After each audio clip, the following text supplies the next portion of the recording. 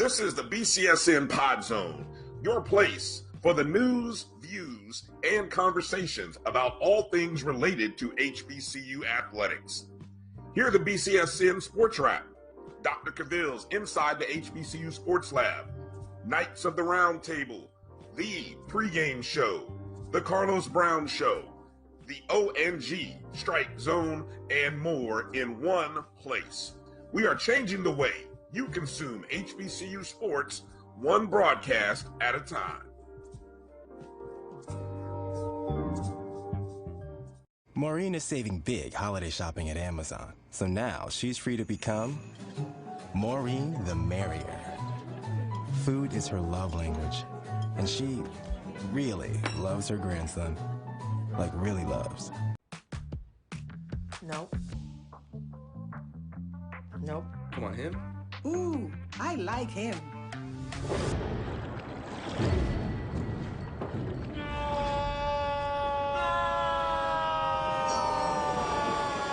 Quick, the quicker picker-upper.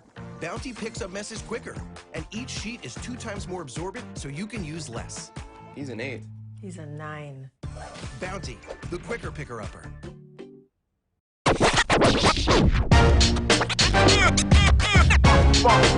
It's like a loot machine. Going around town, trying to get down. That's a pretty tight spot. Watch this. Of course you're beautiful.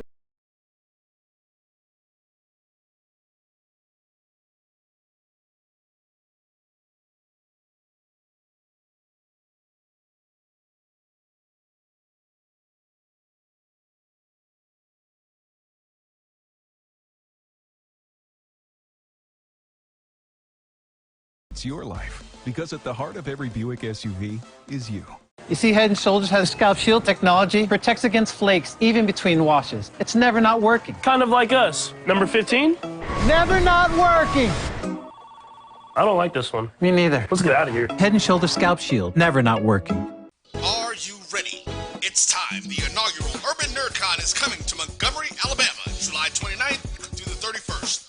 Blurs, nerds, and geeks from across the universe will converge on the capital city to see celebrity guests such as The Last Dragon, Tybok, Megan Tandy, and voice actor Dave Fennoy. Hey, how you doing? I'm voice actor Dave Fennoy with a shout out to all my geeks, freaks, and urban nerds.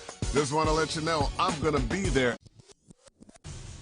Follow the Black College Sports Network on social media at MyBCSN1, the number 1, on Facebook, Instagram, and Twitter at MyBCSN1.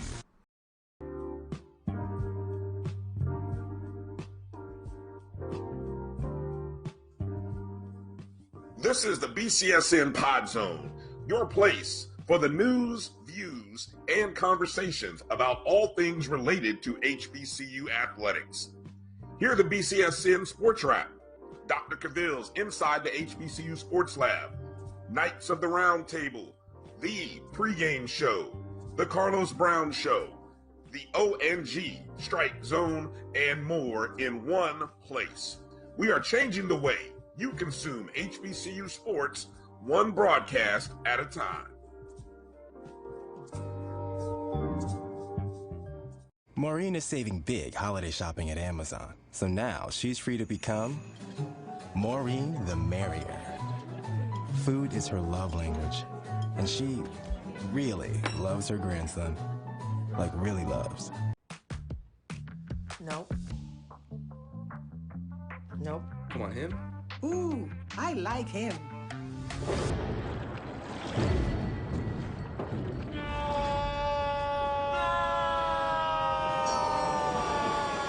Quick, the quicker picker-upper. Bounty picks up messes quicker, and each sheet is 2 times more absorbent, so you can use less. He's an 8. He's a 9. Bounty, the quicker picker-upper.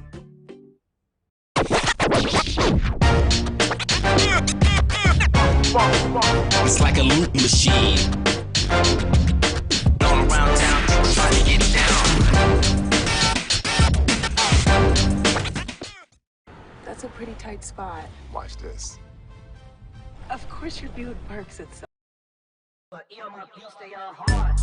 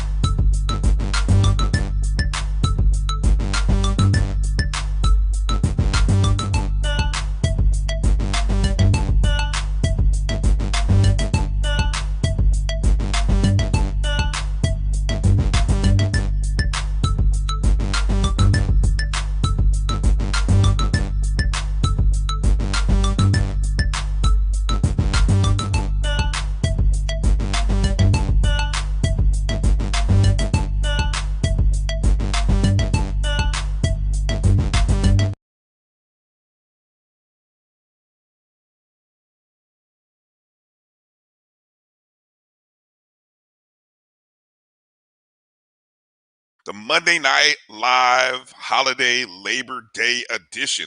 Brian Fulford here, and my partner right there, you see him, AD Drew. He roots for every HBCU, and that's what his shirt says. So he can't lose. Not after the tough weekend that he and I, after the tough weekend that we had, Drew.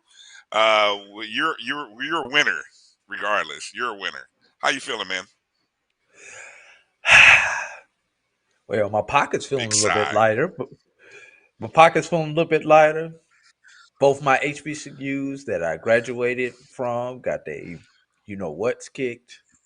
So other than that, it's a great day, Brian. Yeah, man. The But weekend I my should have my been. my PWI won though. Oh well, you're doing better than me. My high school team got blown out. Well, we My lost that too. HWCU lost. My HBCU lost. I mean, I'm just thankful that the NFL wasn't playing this weekend because the way them cats like to play at the beginning of the year, they probably would have lost too. But don't worry, that's coming next week, I guess, or this upcoming weekend, right? As the as the Yes, sir. NFL season starts on Sunday, heading into the weekend, right? So yeah, man, got a full slate of action here from this past weekend, week number 1 in the books. Always something beautiful, always something mysterious about the college football weekend. Of course, you and I were both traveling in different directions this course of this weekend. Of course, I was down in South Florida, and you were in Alabama. Um, Well, I was and at it was first. just I was at the Albany State Mississippi College game Saturday, and then I oh, went okay, to okay. So you went to that. Alabama. Yeah, then I went to Alabama to the Tuskegee Fort Valley game, the Red Tails Classic. Yeah. So what's funny is, and I saw this. This is just a reminder of this college season, right? So I just, of course, on the drive back, I didn't even bother staying down in South Florida after the game. I just, we did our post show, and I just got in the car and drove home. I mean, it's 3 hours, 3.5. I think I slept for an hour at one of those rest stops somewhere. I stopped a couple more times to just get some drinks and chips to carry me home. I just wanted to get home. I just Just wanted to to get. stretch your I just legs. I just wanted to cuddle in my own bed and whatever tears might come in the course of the night. I just wanted to let that happen in private in my own room. So needless to say, I was so thankful to get home at 2 something in the morning and just curl up underneath the pillow. But all that to be said, I wake up and I'm watching some of the highlights of the Florida State LSU game, and I'm like, man, what a game, and then to act this everything that is great and miserable about college football was summed up in the highlights that I saw. I mean, you had good plays, bad plays, infuriating plays, unbelievable plays. Then you get the television production with the uh, I guess there is no greater shot than the block kick that would have tied the game for LSU. And then they instantly go to the one LSU fan in the sea of Florida State fans, right? And at the same time, Florida State's playing neck right as the and that one guy is like this, Drew. That one guy is just like, God bless him, and I mean, and then of course you get all the post game drama. I guess LSU players are catching. I mean, they're catching from the ugly side of fans. Don't never forget, fan is short for fanatic. So let's never be surprised about the idiots that have an opportunity to fire off tweets to young teenagers and college, well, young men of 18 to 22 years old after a game, whether it be for a missed punt, missed tackle, drop ball, whatever it is. People act stupid, and so you got guys from LSU who are like scrubbing their Instagram. And this is a story now because they're scrubbing their Instagram account. The media goes into, oh, are they possibly transferring?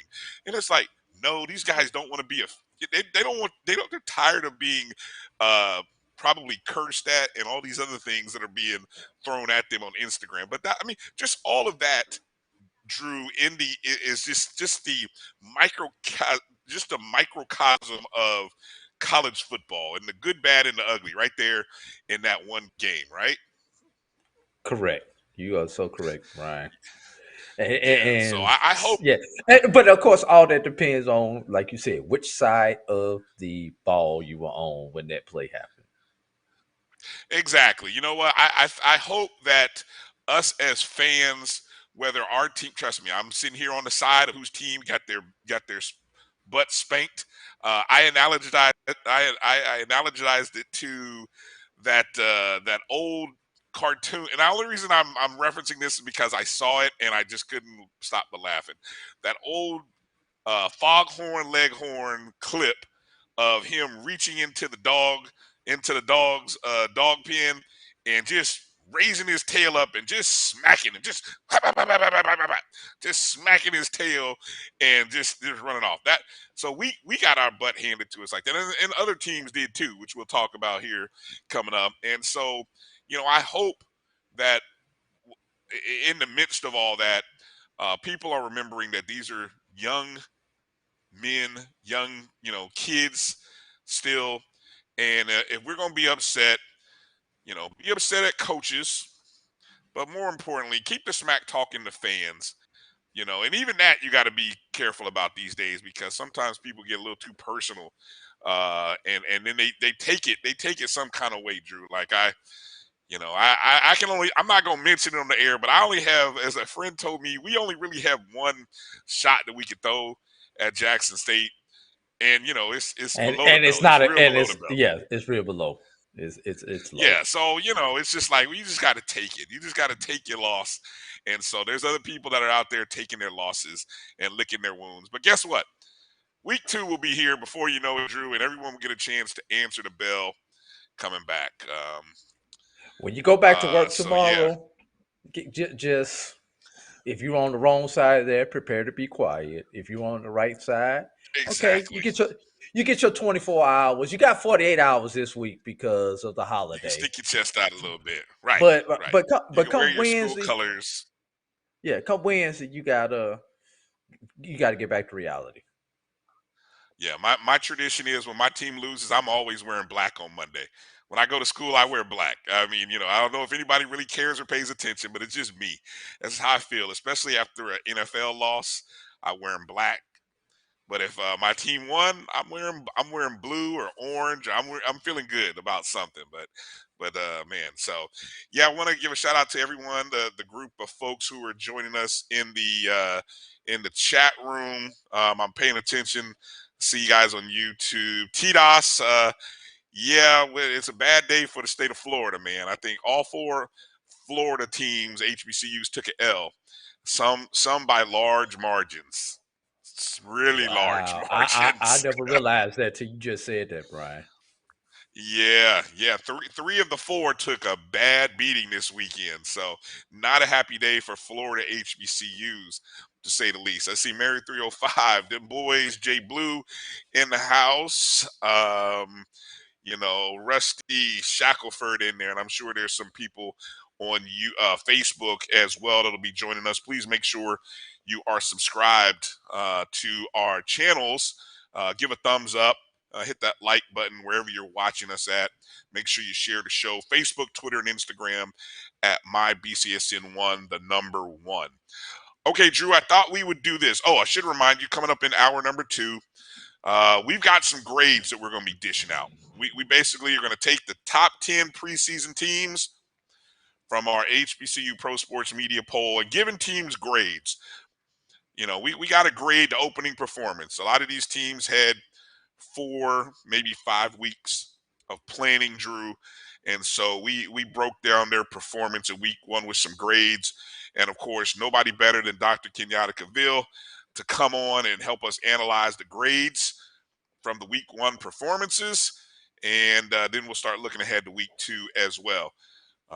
Also should mention, Drew, with our picks contest, I think I got one up on you in our head-to-head picks contest. Of course, we both went 3-2 with our games, but in terms of our HBCU versus HBCU matchups, I was 1-1, You were 0-2, my friend.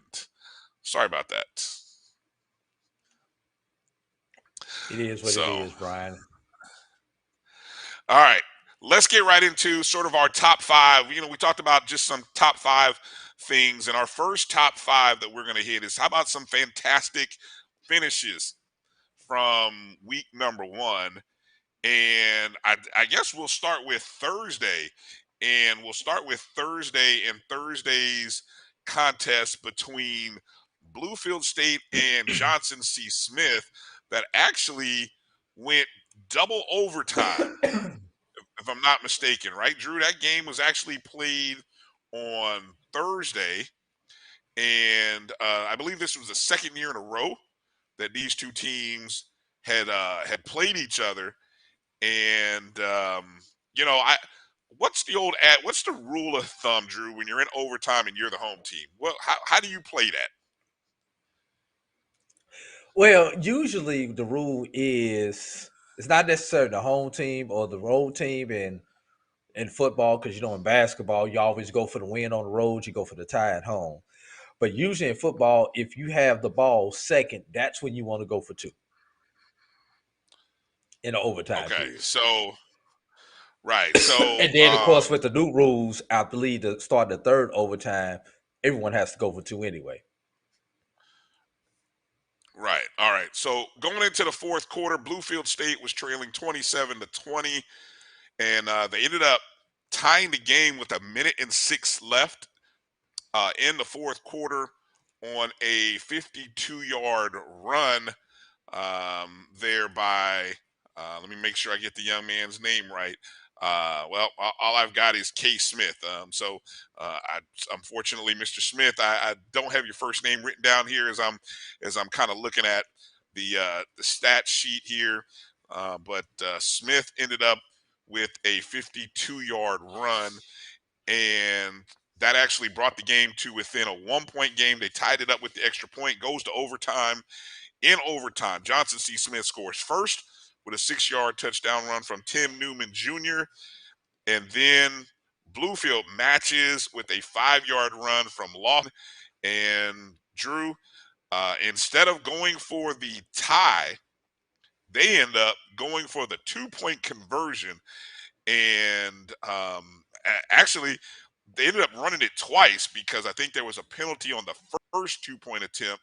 So they end up going to a whole different play, ended up winning. But all in all, fantastic finish. And I know that's the videos out there on Twitter. But how about Bluefield State, man? Just finding ways to get wins, starting the season 1-0. And again, this is a program just now in their second year of football reborn, right? Correct. Another fantastic finish that we got for you. How about Clark versus Edward Waters, man? And this was probably the only close Florida HBCU finish in this contest, and this is it's the only one we could have won. This is an SIAC matchup, although Edward Waters can't compete for a championship, I don't believe. But it counts. Yeah, it does count. It counts. So it's an Eastern how do you say it? Eastern Division. Yes. Eastern Division matchup. Edward Waters, Clark Atlanta goes down to the wire. In which case, and you brought up an interesting point about this contest as it relates to Willie Slater, of course, his first contest, his first game, and I see you got the video here pulled up. So contest here for Clark Atlanta. Oops. Yeah, sorry, no, go ahead. That's all right. Go ahead. That's the video. Go ahead. From let the audio Waters. play. Well, let me set it up here. Yeah, okay. let me set it up first because I want to make sure I give proper credit. This is off of Edward Waters YouTube. This is our good friend Joshua Jackson on the call for Edward Waters. I believe this is going for the tie, if I'm not mistaken. Yes, this Clark is Atlanta was going for. No, were they going for the tie? No, they were going for the win. Okay, so they were going for the win. They had got the ball down so a field goal wins the game. Field goal wins the game. Yeah. Okay, go ahead. Hit play.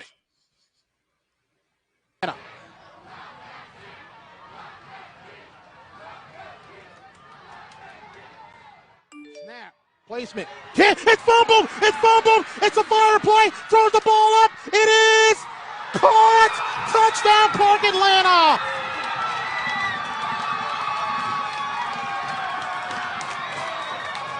A fire play, and the ball is thrown to the tight end, and CAU steals this one here in Jacksonville. Contest here for Clark Atlanta. The backup, the holder, Sean Stevens, with as is called by Joshua Jackson, the fire play on a bad snap, curls the ball in the air to the right. Now notice he had everybody running after him going left, hurls the ball right. Malachi Williams catches it probably about maybe 4 yards from the end zone and manages to get in for the game-winning touchdown with no time on the clock. Again, all Clark needed was a field goal, and they end up coming away with a touchdown. Second consecutive tough loss for Edward Waters. Of course, last week almost stole back a game from Florida Memorial. This week, they end up losing. Drew, thoughts there? What was that thought you had there on Slater as it relates to those close finishes?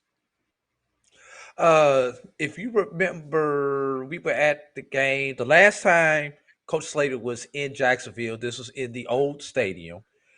This is when he was with Tuskegee, obviously. Edward Waters went down and had an opportunity to tie Tuskegee on a 2-point conversion, and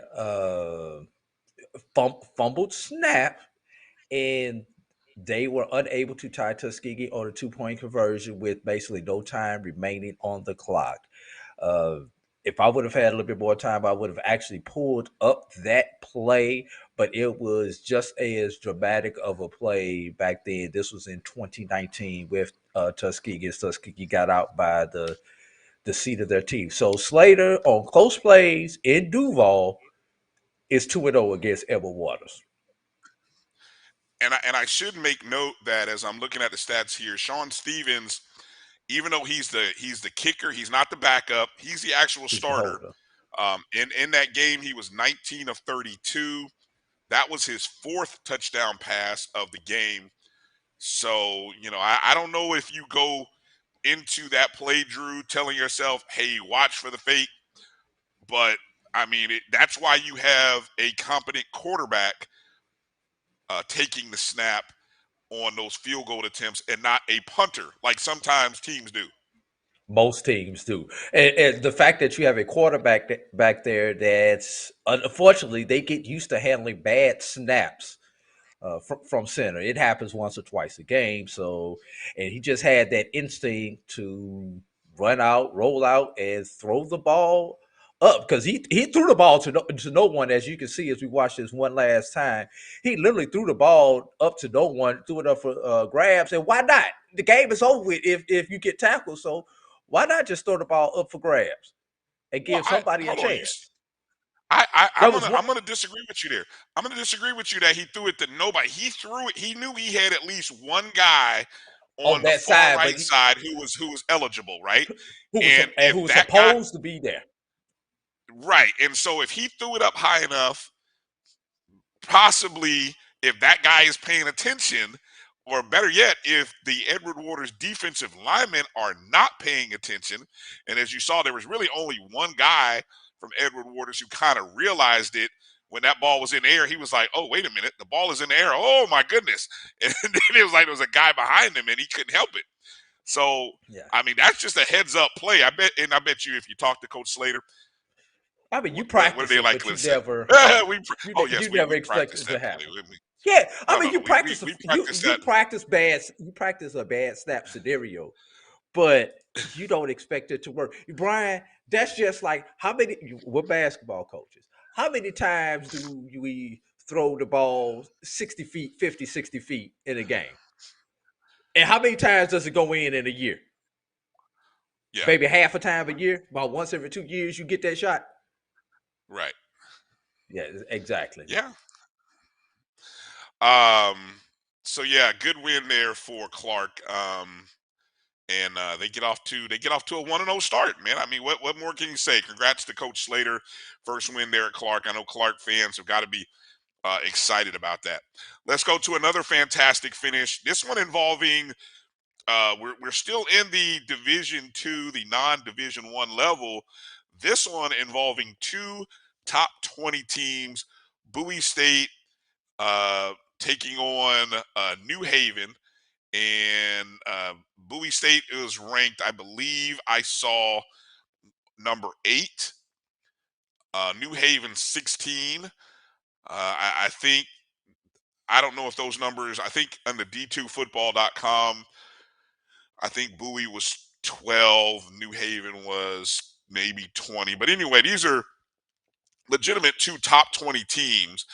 It's also the debut for, I believe, Coach Kyle Jackson for Bowie. And I mean, we've kind of talked about his rise and where he's come from. But this was an interesting game, Drew, because statistically, Bowie really dominated this game.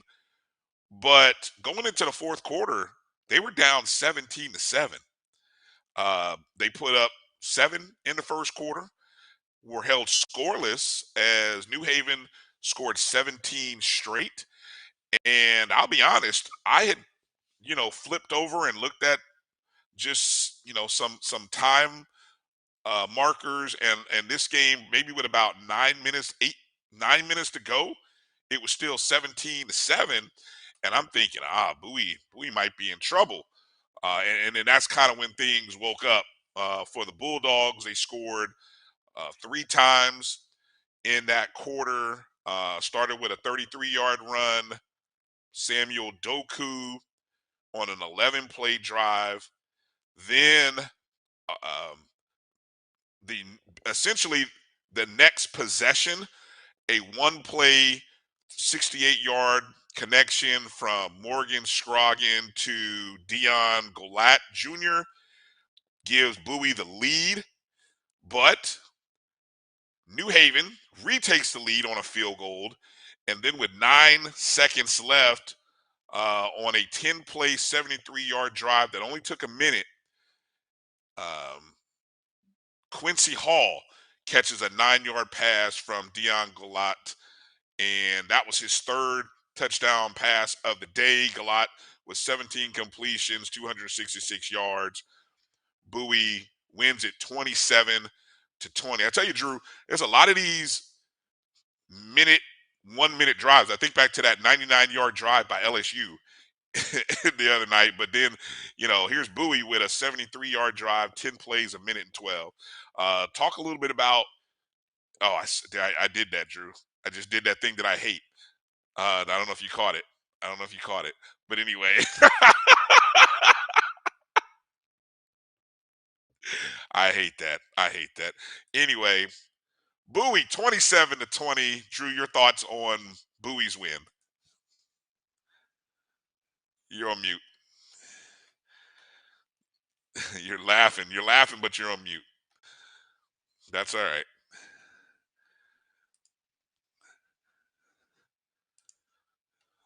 Still don't hear you. All right.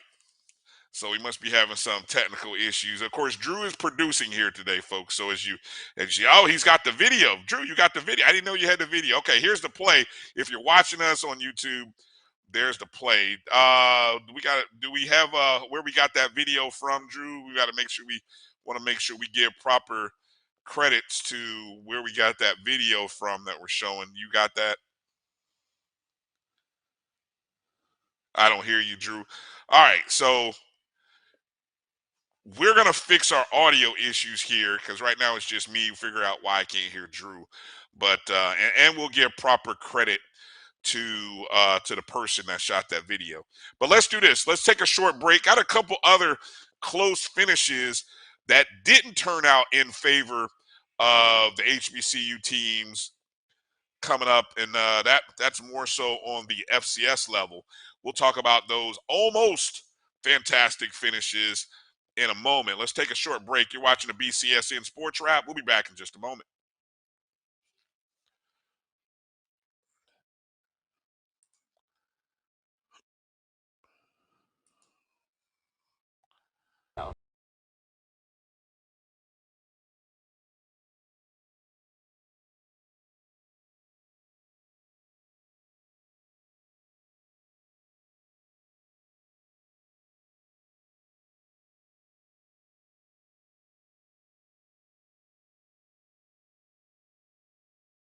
Because at the heart of every Buick SUV is you.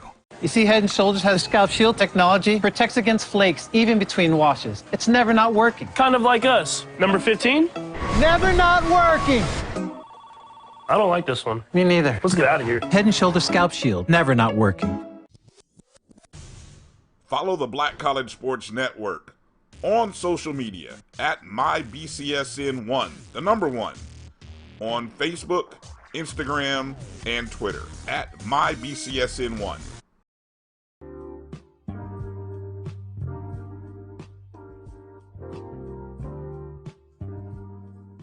This is the BCSN Pod Zone, your place for the news, views, and conversations about all things related to HBCU athletics. Here are the BCSN Sports Wrap, Dr. Cavil's Inside the HBCU Sports Lab, Knights of the Round Table, the pregame show, the Carlos Brown Show, the ONG Strike Zone, and more in one place. We are changing the way you consume HBCU sports, one broadcast at a time. Maureen is saving big holiday shopping at Amazon, so now she's free to become Maureen the Merrier. Food is her love language, and she really loves her grandson. Like, really loves. Nope. Nope. Come on, him? Ooh, I like him.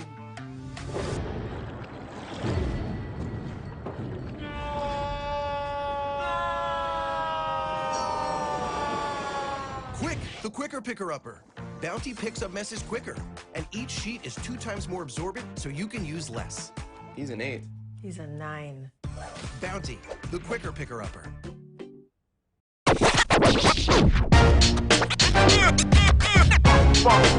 It's like a loot machine.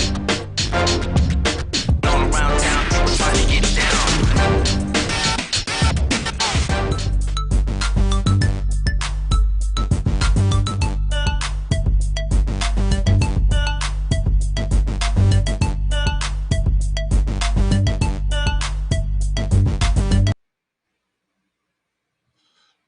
All right, welcome back to the BCSN Sports Wrap. Bryan and AD here. Darren Haynes. Yeah, I got you. Okay. Darren Haynes that was his video from the Bowie State game.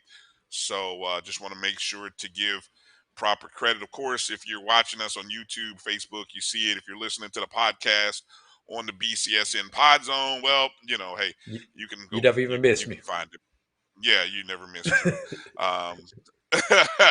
But speaking of the BCSN Pod Zone, we try to upload all of our shows from the Black College Sports Network on the BCSN Pod Zone. You can find it everywhere you listen to podcasts, on Spotify, iHeart, Apple Podcasts, Google.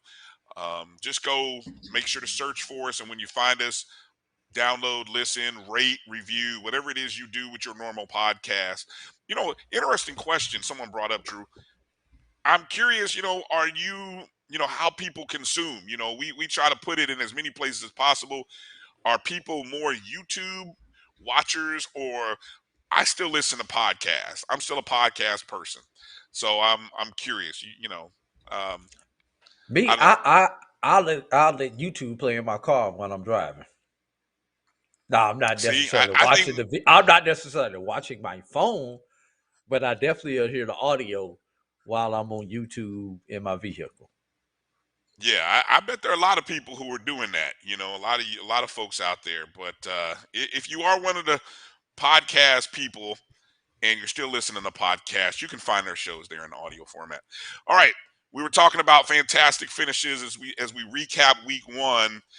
And how about, okay, so the first half we were talking about the games that, where we had winners, but we had some close finishes, some games that almost turned into wins for a few schools. And the first one I'll start with is a game that I think you and I both picked. We both picked Alcorn to beat Stephen F. Austin at home. And, Drew, I feel like for at least a half, maybe even before weather interfered with this game, we were on the right side of things as Alcorn had jumped out to a 24-10 lead at half.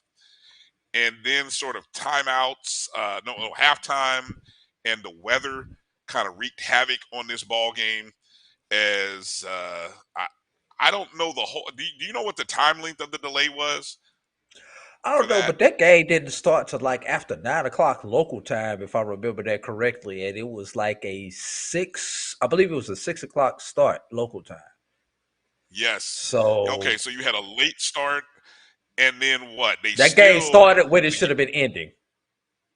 Right. I know when I finally went to bed because I knew I had to get on the road. I cut on, I'm listening to Charles Edmond broadcast, and they're talking about, hey, good morning, everybody. Thanks for staying with us. So I'm thinking it was 1 o'clock Eastern time at least when that game happened. I see Jimmy Wilson saying he thinks Alcorn's quarterback got hurt. Yeah, I'd have to reach out to Charles and kind of get the whole gist on what happened in that ball game. I know. They did go in terms of passing. Aaron Allen was the passer the whole game, Jimmy. So I'm not really sure if he got hurt when he did, but they only had one passer. It was Aaron Allen. He was 12 of 26, a touchdown and an INT. Jarvion Howard rushed 21 times for 194 yards and a score. Nico Duffy, 11 for 73. In total, Alcorn rushed 285, which is what we expected. I mean, we thought that they would have a field day on Stephen F. Austin, right? But it came down to the wire in that ball game as Stephen F. scored twice in the third quarter to tie it up. Alcorn took the lead with 7:34 to play. And then with 2:22 remaining, Stephen F. Austin connected on an 11-yard touchdown pass. Did you get a chance to see the play that they scored on? No, Oh, I didn't get a chance to see any beautiful highlights. play. I think it was a 4-receiver set, trips right. And I mean, they just there was a little delay or emotion by one of the inside receivers, and I don't know whether a linebacker got lost in the mix or the shuffle of what was going on, but I think it was a nice pump fake involved by the Stephen F. Austin quarterback, and next minute you know there was a guy wide open about 5 yards away from the end zone, quick little toss, and he just kind of walked into the end zone untouched, and it was just like, oh, damn. And it was a nice play, though. I think I saw it on I saw it on Blue Bloods, Zach's Twitter feed late at night. And so tough loss for Alcorn. They had that home winning streak, which kind of came to an end for them. So tough loss for them. The other tough loss in the fourth quarter, Drew, Tennessee State, who went all the way out to take on Eastern Washington, that Big Sky division playing on the red turf out there. And of course, Eastern Washington was wearing all red with red helmets. So it was a bad visual game from and that it was point. raining. Yes, bad visual. It was raining, but Tennessee State, they played well, man. They got off to a lead, I believe, early. They had a 19-15 lead in the first quarter.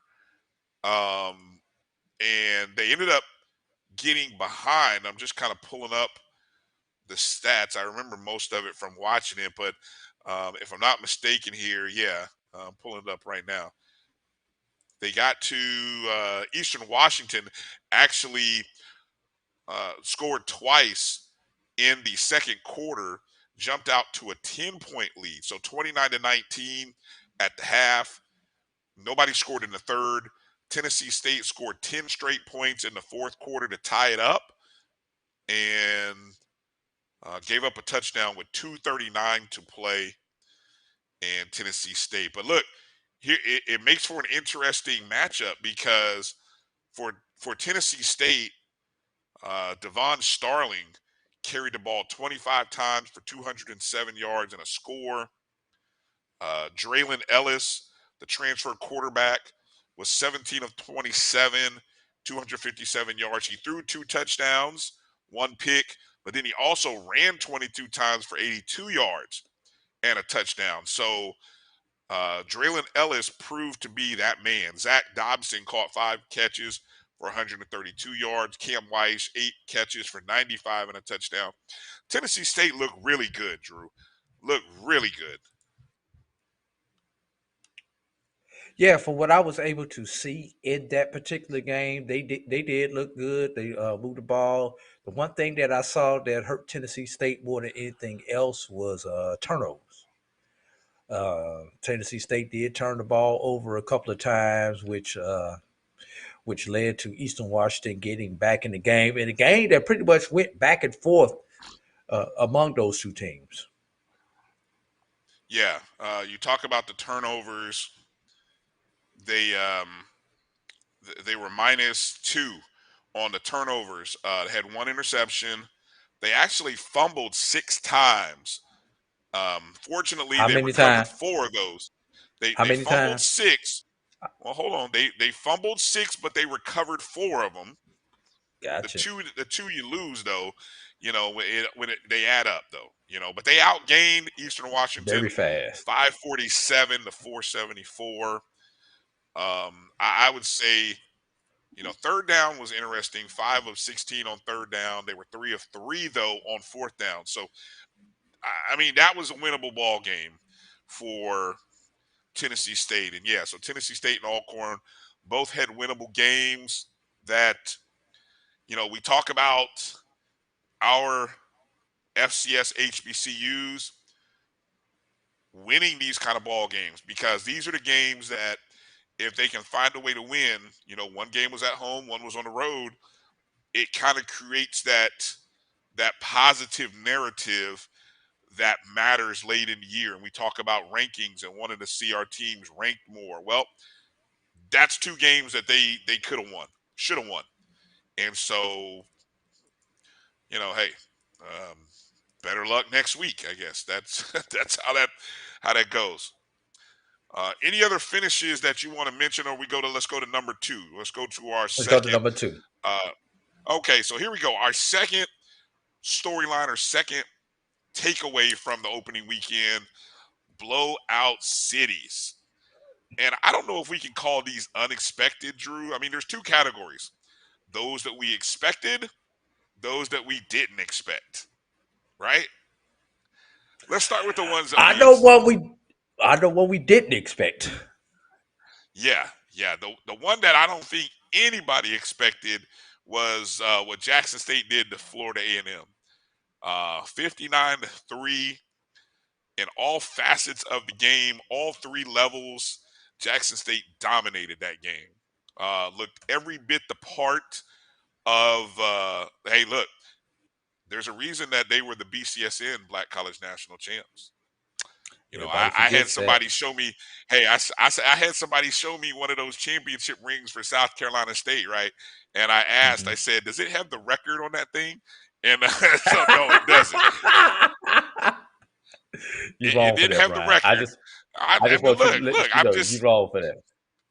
Look, I'm sorry. You were 7-5. That's all. I'm just gonna say you were 7-5. Yeah. Okay. So anyway, the Jackson State looked the part, man. And we had Charles Bishop tell us He'd been trying to tell us. We definitely weren't listening, but he told us.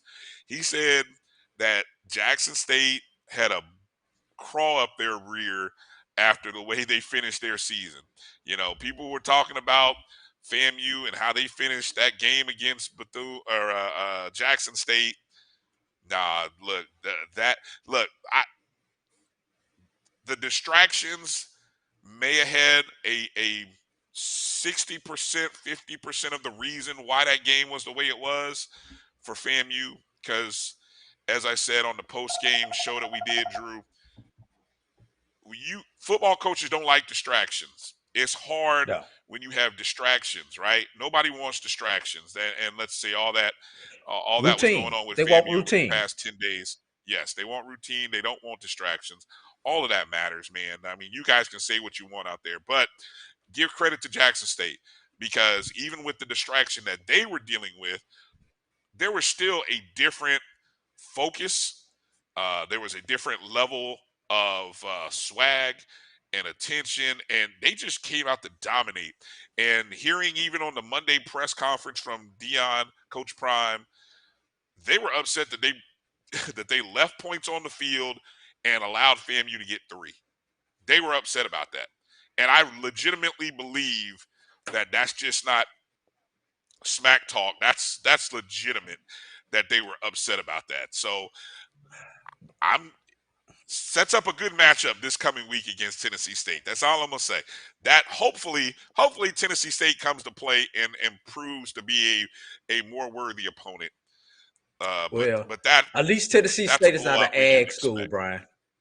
At least Tennessee State is not an agricultural school, because I think it's something. I think there must be something against those people, those Jacksonians, against agricultural schools, Brian. You want to know why? I say that? Because on the A&Ms. They've been beating up on the last 3 times they played a school with the initials A and M behind their name. That is Alabama, Prairie View, and Florida, the A&M versions. Let's see, Brian. 10-9-21. They beat Alabama A&M 61-15. The most competitive game was the SWAC championship game on December 4th. Prairie View, 27-10. And then this past Sunday, i.e. yesterday, they beat Florida A&M 59-3 for a grand total, Brian, against the ag schools of 147-28. They're not beating anybody else that way. They're not beating anybody else that way, are they? What do you have against the agricultural schools, Jackson? Bishop, Neely, tell me, what do y'all have against the schools with A&M behind them? You know what it is, Brian? I think they're jealous. And they're jealous because all 3 of the schools with A&M behind their name identified themselves with the hill. Alabama A&M is the hill, Prairie View is the hill, and FAMU is the highest of 7 hills. So I think it has something to do with it has something to do with the hill. Move to the mountains, people in Jackson. Stop beating up on the A&Ms. I'm just having fun, y'all. You Drew, man, I love the way you connect the dots right there, Drew. That was beautiful. I didn't see that one coming. Did not see that one coming. Wow. Another blowout that we didn't expect. Savannah State getting rolled up on by Southeastern. I believe Savannah State was home 34-0 before they even managed to put any points on the board. The final score 34-14. Damn. So Southeastern is an NAIA school in Florida. So hey, look, the reason I say that is because in our BCSN game time show, right? Sylvester Williams, who called the game, he was talking about we were talking about Savannah State and the new coach, and he actually had me thinking Savannah State was gonna really show up, and this was gonna be a new team, even though 52% I think the number is one of the two, 58 or 42. Oh, wait a minute, let me say that right. Either 52 or 48. One of the two are new. I think it's 48 returners. 48% of the team are returning players. 52% are new, right? So you got a new coach, new system. They're not running the ball heavy, but man, they got walloped. I mean, Southeastern put it on them, and so yeah, that was pretty much one of those unexpected blowouts. Now we can talk about expected blowouts. Although I'm not gonna lie, Drew, I didn't think. I thought some of our HBCUs would fare a little better. I didn't think Alabama A&M would get beat 59-0. I didn't really think South Carolina State would get beat 56-10. I thought Norfolk State would compete a little bit better, 55-3. I thought Bethune might I don't know, might cover 40-something points, got beat 70-13. Grambling, who, we ran a poll and asked of the four teams which team could cover. The line was only 28 points. Grambling, Arkansas State, right? Grambling loses 58-3. Morgan State against Georgia Southern, the debut of Damon Wilson, 59-7. Drew. Yeah, that check, boy. Cut that check, but boy, cut that rear because they got whooped. I'm Only thing I'm gonna say about I hope you didn't think any of those teams are gonna cover because nobody covered. No, I didn't have a cover on any of those. The only thing I'm gonna say is, and I see our good buddy Will down at Florida Memorial is watching us. Hold on. Don't go to that one yet. Don't go to that one yet. All I'm gonna say is y'all got Southeastern next week. Southeastern has Florida Memorial next week. Don't remember where the game is at, but we saw what they did against a D2 school. So so needless to say, I think that the stat that told on those games, Drew, when you go back and look, is the number of plays. Like Norfolk State only got off like 45 plays. Alabama A&M, I mean, the number of plays, the disparity between the number of plays was pretty bad. I saw T-Dot say Bethune, they did score 13 points. Brian. Hey, I'll tell you what, Bethune had a chance on their opening drive, right? I'm watching the opening drive thinking, okay, here's Bethune. They look really good the opening drive. Unfortunately, they dropped a touchdown in the end zone by Everett, their All-American tight end. I guess the DB may have swiped and got his hand in there. I didn't see it. It kind of looked like Jalen Jones had threw a good ball. I thought Everett should have caught it. It's a pro catch. You make that catch, you cement everything that everybody thought about Everett as a tight end going to the NFL next year, right? He doesn't make the catch. Next minute, there was a difference. You could see it. It just, as something Joe Bullard likes to say, the difference is clear. That's all I can say, Drew. The difference was clear between Miami and Bethune. Not pretty at all. And then, Savannah State we got look awful.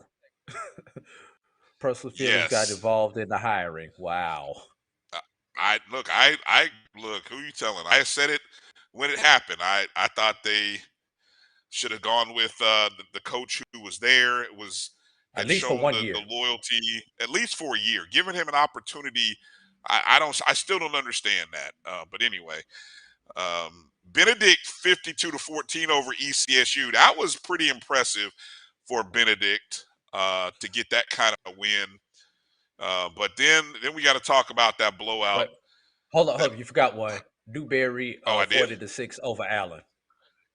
Wait, who? No, Newberry. Yeah, number 19 Newberry 40-6 over Allen, and Allen's lone highlight was a 100-yard kickoff return with about 2 minutes to go in the third quarter for a touchdown. Hey, there you go. There you go. Good job. Good job.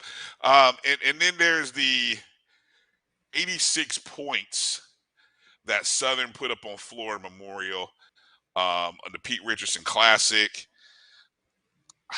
You know, we'll talk about that a little bit more when we get into grades.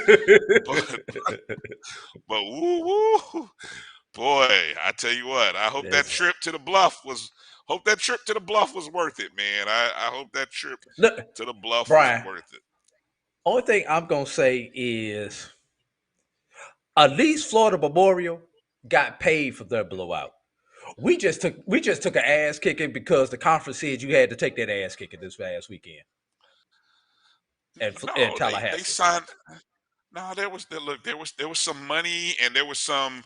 You took a contract, and look, it was what it was, Drew. We can't make no excuses for how dominant Jackson State was. I'm not gonna. They would have kicked our tails in Tallahassee, in Jackson, in Miami, or anywhere the way they were playing that game. Under the circumstances of that game, yes, they would have. That kind of beating would have happened everywhere. All right, so moving over to some of our top performances. Oh, you forgot one other blowout. Oh, there was another blowout. What I miss? Virginia Union, Virginia Lynchburg, 77-0. Okay, so here's the thing, right? 77-0 by Virginia Union over Virginia Lynchburg. 86-0 by Southern over Florida Memorial. Now, and we'll talk about this coming up, but dare I say, when we go to grades, there's a reason why neither of those wins garnered an A+ in our opinion. I'm just going to tease that right there, because when we give out grades, there's some pluses and minuses on some of these grades, and there's only one team that got an A+.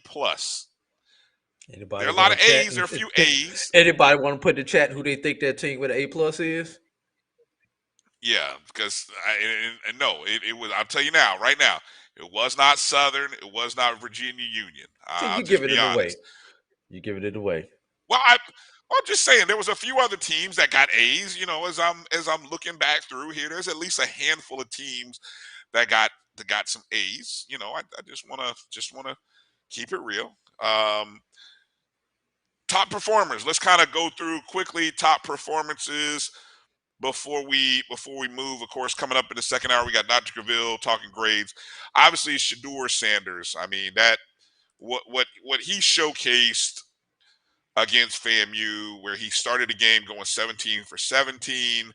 Over the course of the game, he threw 5 touchdown passes. What was the final stat line for him? Do you have that pulled up? Give me just a second, because I'm actually on. Yeah, I think he only maybe threw 3. He maybe only threw 3 incomplete passes, but it was a pretty.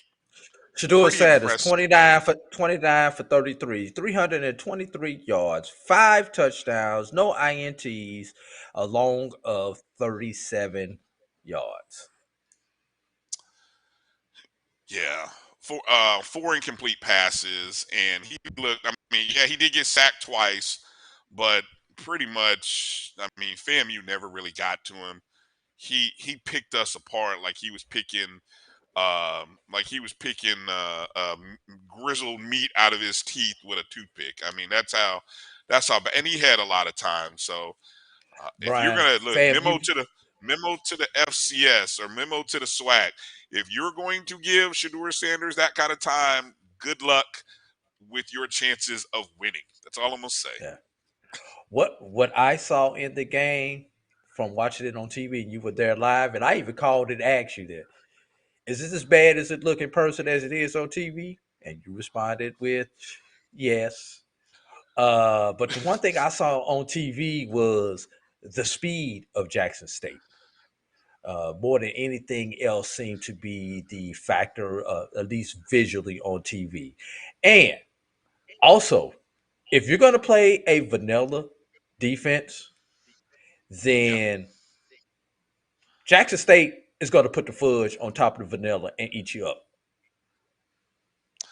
I heard Coach Sanders say this on today's press conference that he said he is Coach Prime said he is such a pro in the fact that he was talking with the new offensive coordinator and really trying to analyze and figure out what FAMU might be doing. See, when you are so mentally locked in and prepared that you're already thinking, it's almost when you're 2 to 3 plays ahead of your opponent, and mentally when you're there, I mean that's a sign of a quarterback who studies his craft and is ready for the next level.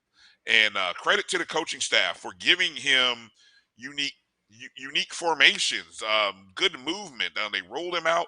There were some times, Drew, where he stood in the pocket in shotgun, did a quick little handoff, and just turned and threw the ball. And 5-10 yards down the field, the guy's open to catch it. So when you combine the defensive backs, the way they were playing, the way defensively FAMU played him and played them, and give credit to his offensive line. His offensive line did a much better job than they did go at the Orange Blossom Classic. I mean, all of that taken into consideration, man. This is a Jackson State team that I think we have to be very worried about. And it'll be interesting to see if everybody else improved. If you're mentally prepared and locked in, I want to see what you do against Jackson State. FAMU was not mentally prepared and locked in. There, I said it. All right. Yeah. Yeah.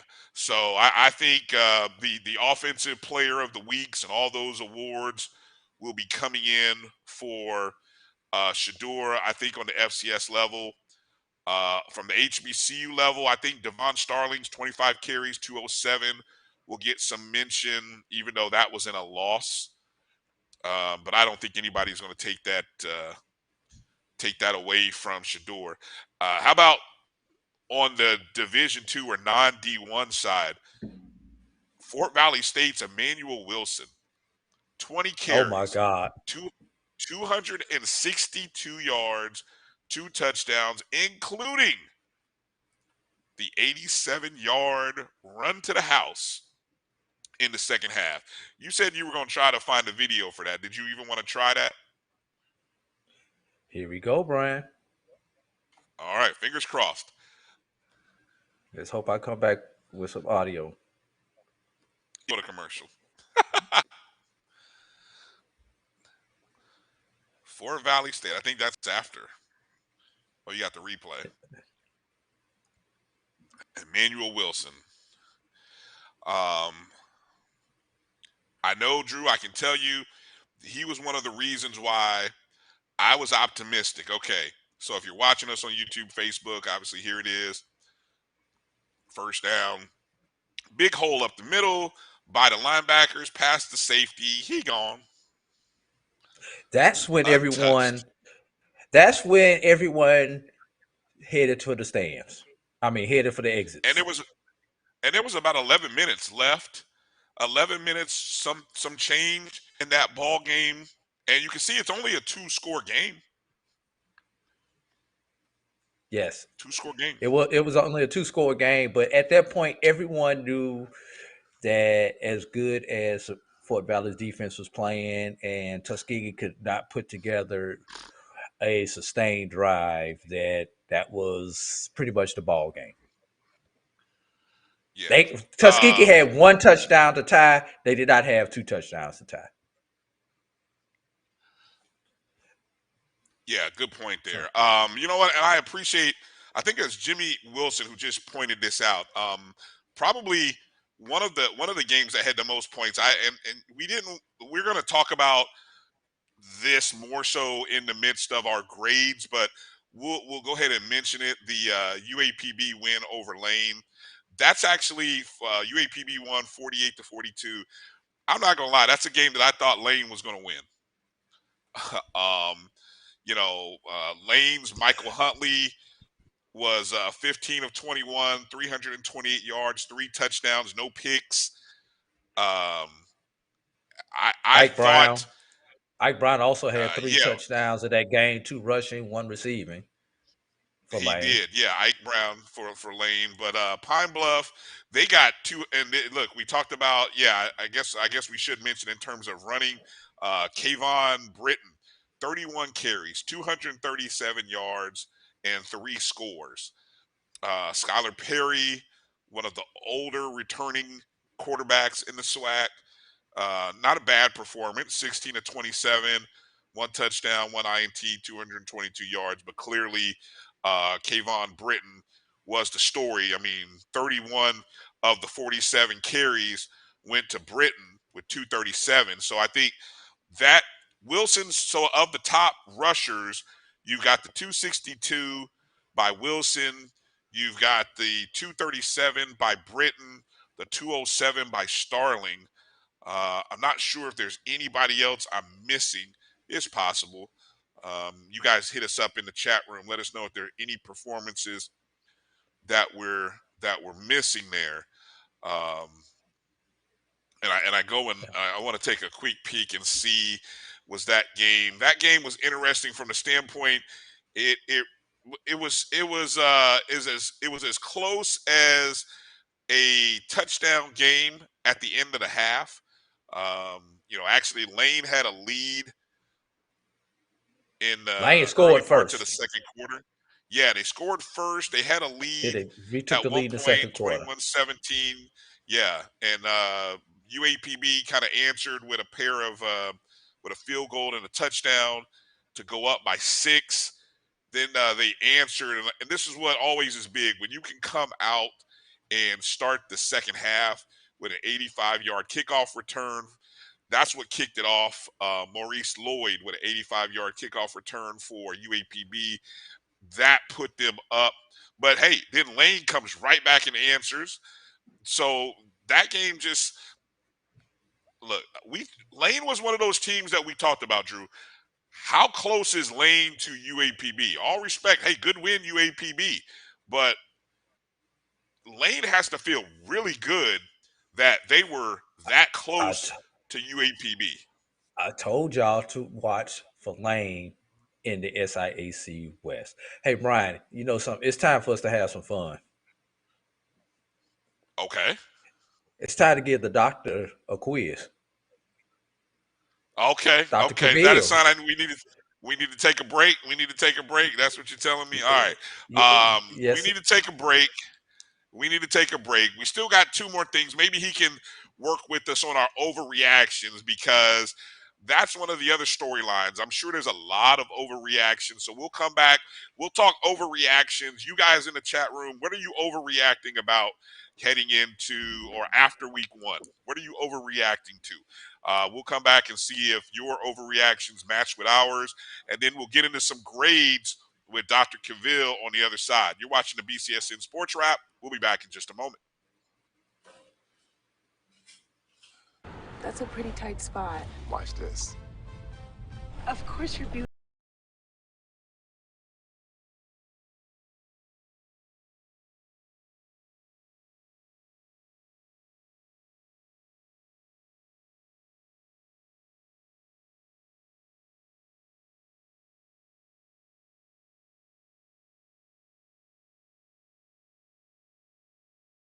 Because at the heart of every Buick SUV is you. You see, Head & Shoulders has scalp shield technology, protects against flakes even between washes. It's never not working. Kind of like us. Number 15? Never not working. I don't like this one. Me neither. Let's get out of here. Head & Shoulders scalp shield, never not working. Follow the Black College Sports Network on social media at MyBCSN1, the number 1, on Facebook, Instagram, and Twitter at MyBCSN1.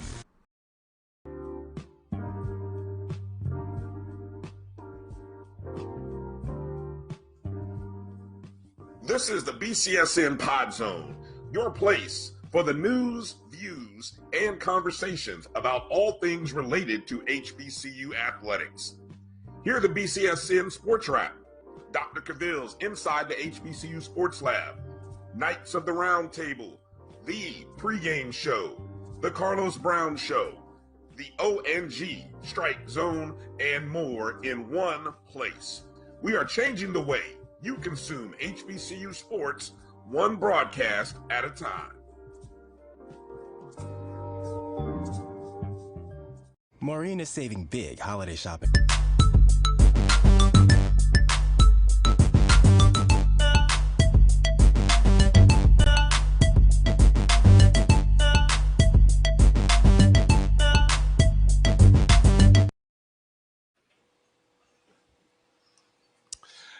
Hey, welcome back to the BCSN Sports Wrap. Brian Fulford, AD Drew, and joining us now is the dean himself, Dr. Kenyatta Cavil of Dr. Cavil's Inside the HBCU Sports Lab.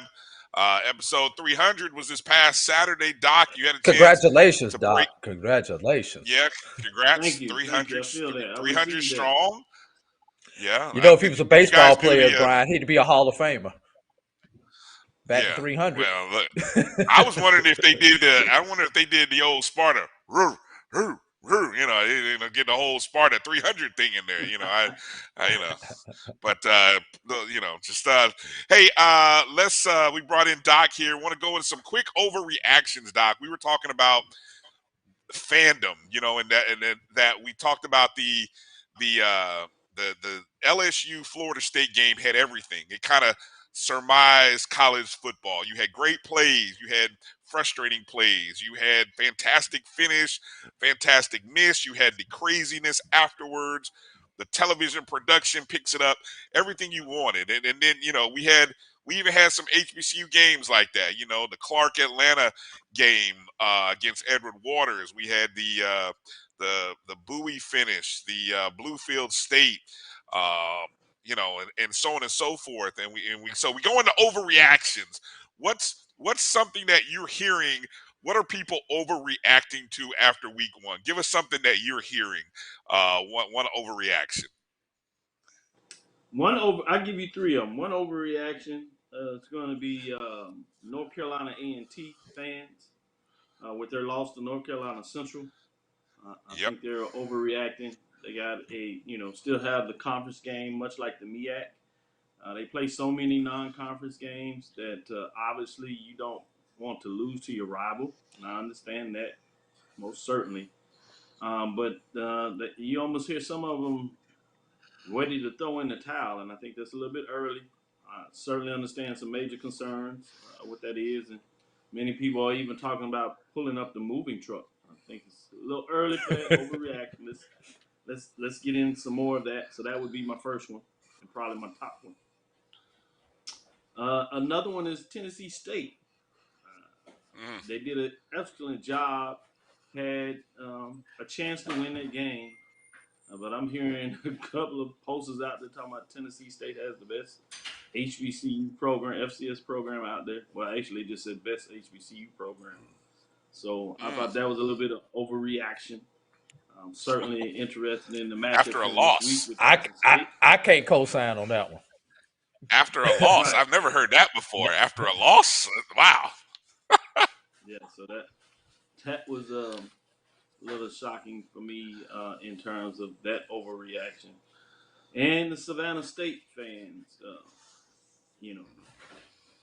they might be rightfully sold to be prepared to overreact, but game one, you got to be careful about overreacting. Now, for them, I give them credit. They were very loud when they made the announcement with the coach. So they're continuation. This is not starting over. This is a continuation of their overreaction. So we'll see. Maybe another game, and then, hey, you can put your chips all on the table if it still is looking as broken as it did this past weekend. But in terms of my different level, those are my three overreactions out there. I got an overreaction, Drew and Doc. How about Texas Southern and Coach McKinney being on the hot seat?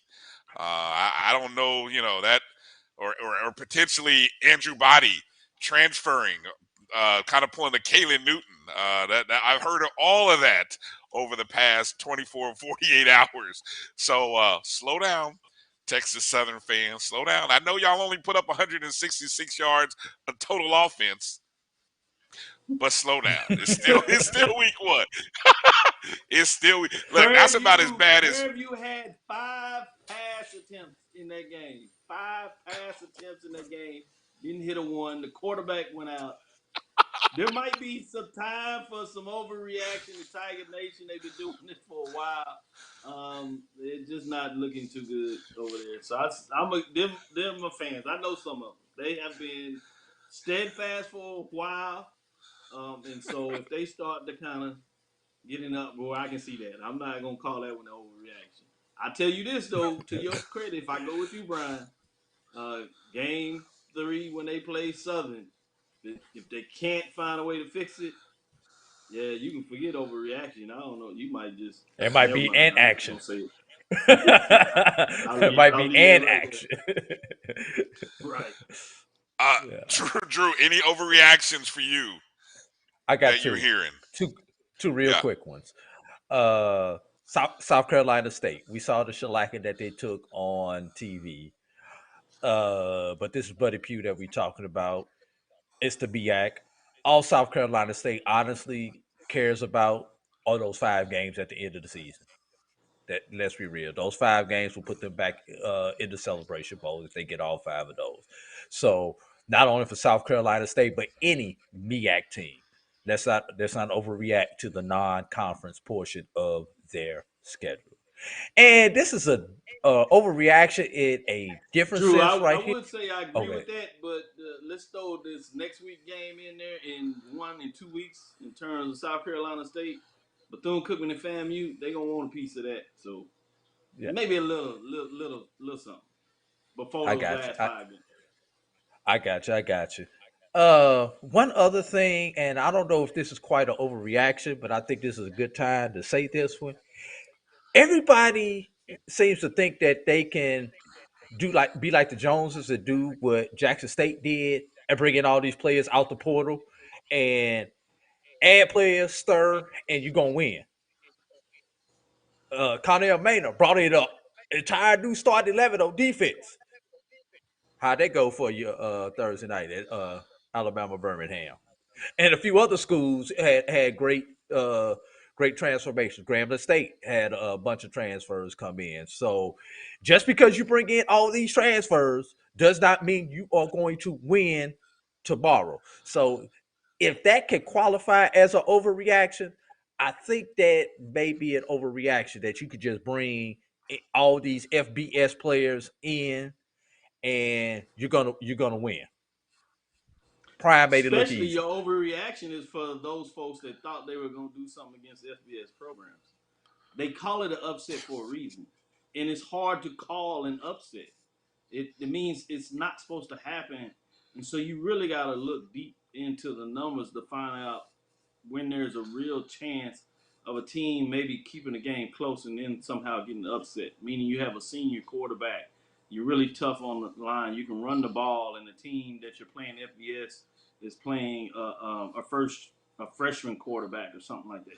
You really have to have some nuances that fit the description that allows an upset to happen. And I think sometimes we get into it and they're like, hey, this team FBS, they're lower FBS, they had 2 wins last year, and you do things like that, and that to me is not enough to really get into a real upset.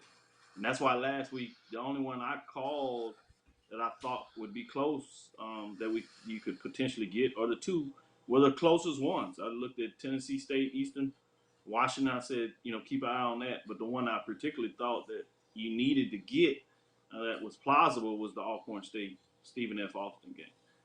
And they almost particularly got when it. you playing those type of games at home, you got to find a way to get them. They kept it close, had the lead, and couldn't hold on. But it's tough going on the road, as you know, gentlemen. I don't care where you're going. It's tough going on the road to get a victory. Yeah, definitely. I'm gonna make a. I don't know if I can hold how long I'll be able to hold this, but the team that has scored the most points against an FBS opponent is Florida A&M, 24 points. So I don't know how long we're gonna hold that. I'm gonna take a positive out of negatives from the last 2 weeks, and I'm gonna hold on to that. Also, how about this overreaction? I think that's a strong positive, but I always tell folks be leery of a game or two analysis because you turn right back around. And appropriately, a lot of folks talked about North Carolina's defense, that they've had a lot of, particular professional athletes opportunities on that side of the ball, which I'm sure in terms of measurables, they still likely to have it. But you turn around this past weekend, and sometimes you forget because you're watching so much of your HBCU games, but that was a game where Appalachian State gave North Carolina fits. And it wasn't that they just gave them fits in terms of close game. They scored points on them. So it might be an indication that the defense of North Carolina is not quite as strong as it may be. So it's really hard, as Mike Washington, on the show, he always tells you data points. And the key word is points, meaning multiple points. So it's hard to get data points on a game or two. So obviously we need to talk about things, so we'll talk about it. But once we get a couple of games under our belt, it's easier to really make some correlation between things that we see based on our eyes and the data points in terms of what it says. But I don't want to brush your bubble, Brian. I understand. Hold on to that 24 points. It's great. That's all I got. That's all I got. That's all I got, Doc. I'm standing out here. I'm standing out here with a sheet on the corner of the street. That's all I got. That's all I got. Hey, how about this for an overreaction? Howard, you will get your U back eventually. I don't know if that's ever coming back. You have been beaten 6 years in a row. 19 of the past 23 games have gone to Hampton. Howard is now Theological Institute. As they are going back to their original name, and I will henceforth call them the Theological Institute in Washington, D.C. Until you beat Hampton, you are now the Theological Institute. Unlike Theological Institute, unlike Texas Southern University, they can at least brag on the basketball side. With Howard, they're building something special and they might start to, but as of late, can they even brag on the basketball side of that rivalry? Or is it swim team? Maybe I know what they can do. They can brag on the women's side. What about the women's basketball? No, that's not going too well as Hampton. I'm not sure what Howard's women. Maybe it's softball. Swim team, Doc. Swim team, Doc. Maybe softball. Well, Hampton doesn't even have a swim team. That's not nice. That's why they can win it. Wow. Yeah, that's not nice. I knew where you were going. All right, let's get into some grades. So what we did is we took a look at the top 10, the preseason HBCU Pro Sports Media poll. Took a look at the top 10. A lot of these teams are in your poll as well, giving teams some grades. And so as AD and I were going through breaking down grades, wanted to get your take on this, and we'll just kind of go down the list here. Number one, first off the bat, A+ grade to Jackson State. I think they dominated every facet: offense, defense, special teams. They dominated. They dominated from the pregame, the minute that their president stood up there next to our president. Brian, was that pun intended when you said they dominated from the pregame? Was that pun intended on that? I say things, Drew, and it naturally happens that way, It was not intended. Shout out to Bishop and Neely. I text Charles after the game. I said, good call. Congratulations. Because he called it. But anyway, he called it. He called it on 2 different shows, matter of fact. So that one hurt. But anyway, so A+ for them. They beat us pregame. They beat us in the stands. They even were playing our music. That really hurt too. When you play another school's anthems, that's total disrespect. It wasn't like just playing neck, Doc. They played our Let's Go. They played. I'm just like, what are y'all doing, man? And then they just dirty. They treated us like a full-time member of the SWAC. Like last year, I felt like it was that probationary year where nobody wanted to be nasty to FAMU last year, right? No, that's over. The probationary The period gloves is are off. over. Oh, wow. The gloves are off. We felt like a real member of the SWAC this past weekend, Doc. So, A+ performance for Jackson State. That just means when we go to the number 2 team, tied for number 2. Actually, the 2 teams that were tied for number 2, Florida A&M, South Carolina State. FAMU, we had to give them an F. We just flat out, that F is not for FAMU. That F is for failure.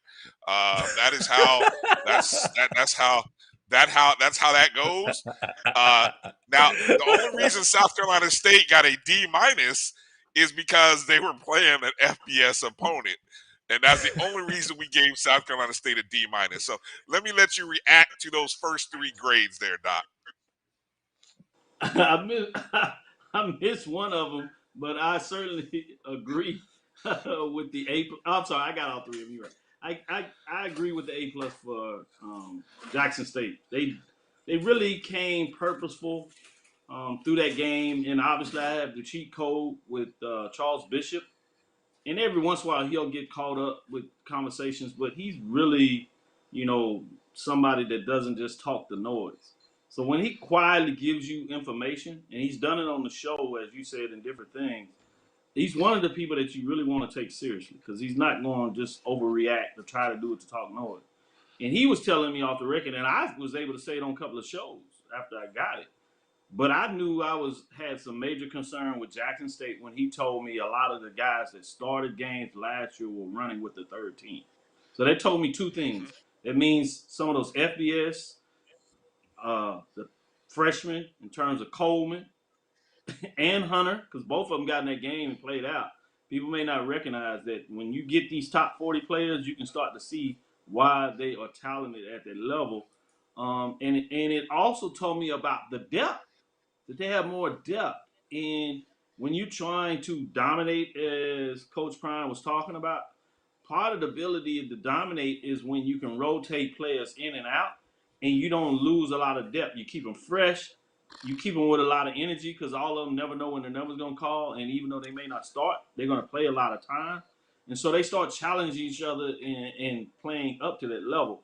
That was a major concern for me just as a general fan of the SWAC and HBCUs, that this team is serious in terms of what they're trying to get done this year. And so I agree with you, it's A+. In terms of FAMU, I wouldn't give them an F because they came to class, they did the work, and they had some things off the field outside of their direct control in terms of the thing that happened the last 2 weeks. And so I think they forgot to turn in the excuse to the professor, Doc. That's why we got to film. They didn't turn in the excuse. No, I always interact with my classmates. So I had the chance to talk, and I heard everything. So I talked to this young men, and so I was told him, hey, we understand that you're not there yet. It's early in the season, so you got a chance, but you better study and get these books because midterm will be here before you know it. And then final examination. I can't do anything after that. But, I'll let you know right now. They got their first exam back, the quiz, and it was a D. And the only reason I give them a D because I didn't want to give them a straight F because I wanted to know that you need to study for this class. If you don't study for this class, I don't care what's going on the outside. When it comes to the game and you need to study, you need to be prepared because I'm going to give you what you get. And that's why I give them a D. In terms of the last one you were looking at, what was South Carolina State? Yeah, with the FBS, I gave them a C-. I don't like these games. I don't like FBS games. I think it does more for the brand. Obviously, I understand why you play them, but the brand association, and we already know the negativity that's out there associated with HBC football. So I don't like the idea that this plays into that. And so you make a connotation into a denotation because now people can look at a score and say, I told you what they say about your institution in terms of sports is exactly that. So what I've continued to try to tell athletic directors and the commission, that's why I'm glad that he's coming up with this SWAC classic, if you would, to find mechanisms that allow these programs to understand the need to play at your level and find a way to generate revenue. It's just not a good look. But with that being said, we know there's a differential. my expectation is that you're not going to go in these games and do anything. Scholarship disposition, travel, and all those kind of things. It's not even supposed to be close. If you get a game where it's close here and there, you take it. But if you act like that's the case clause, you're in trouble because you really don't understand the dynamics of what's taking place. So even when you get a chance with the Grambling, Arizona, it's something kind of nice. You'll take it, but it's not meant to be that. Howard, obviously, UNLV. There's a reason that was once in a lifetime type of wager number. That is not the norm, and it's not supposed to happen. So I can only give you a C minus when I know something is to take place. I grade you differently from that perspective. Interesting take, Doc. Because I think when I go back and as I look through, obviously some of the other top 10 teams who played Alabama A&M, of course, and look, we may just be harsh graders. Probably we are. That's right. We That's what also happens grade. when you're first time professor, adjuncts, they all excited about it in the classroom, and you want to.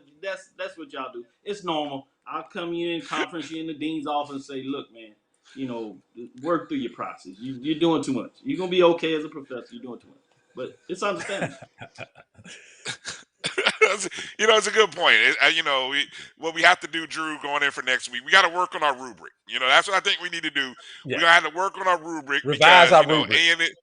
Yeah, we're gonna have to revise our rubric because we did give Fs to Alabama A&M and Grambling. Now, remember, we only gave Norfolk State a D minus, and now I'm trying to go back and say, okay, why did we only give them a D minus, and why we gave Alcorn or not Alcorn, but Alabama A&M and Grambling such a hard grade? So we're gonna back and look at that. I think a lot of those teams that we gave the Fs to, Brian, not only did they, look bad on TV, but when you actually went inside the stats, turnovers were high, penalties were high, and things of that nature. It really seemed like they got beaten all three phases of the game, and then you add turnovers and penalties on top of getting beaten all three phases.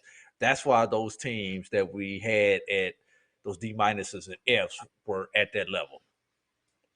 Yeah, the history of these games, you can't go into these games and turn the ball over. You can't give a team 21, 28 points in the first quarter. You can't the special teams breakdown, the block. I mean, all of these games are typical because they all sort of had the same thing. A block punt, which turned into a touchdown. A fumble early and before you even get halfway through the first quarter, you're down 21-0. I mean, the MO is all the same. And I guess all of those things considered about the number of scholarships, the difference in budgets, I still sometimes go back to X's and O's and execution. You practice those special teams all the time. You practice on ball security all the time. So I guess that's for me. I get a little.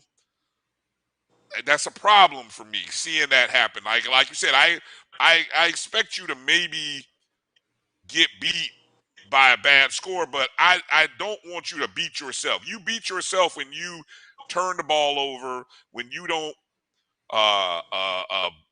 punt block properly, when you don't field Jump the off punt properly. You don't sides. jump out. Those are things that you're beating yourself. And I say that because when they play in their conference games, and should they lose a conference game, those very same stats we will go to and say that's why they lost.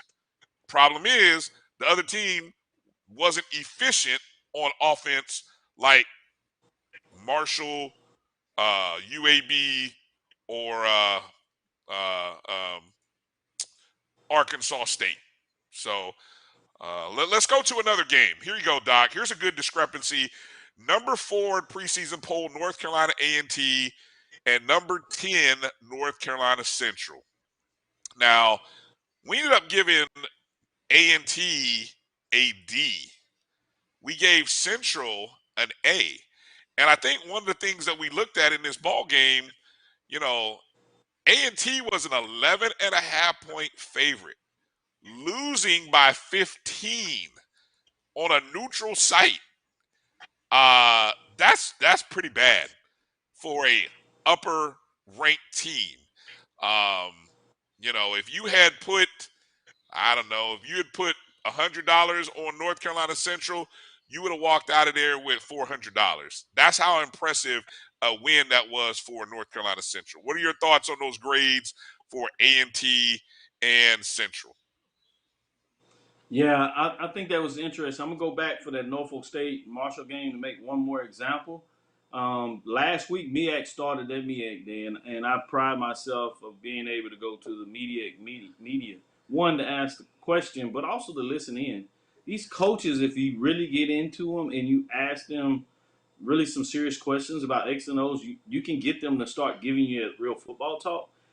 And last week, Coach Odom talked about Marshall in their front seven, particularly their defensive line. He talked about how good they are, how All-Americans they had on it, how all conference members you had on there. And I knew by definition that's going to be a problem, you know, for a team that's coming in with a new a new first-time starting quarterback.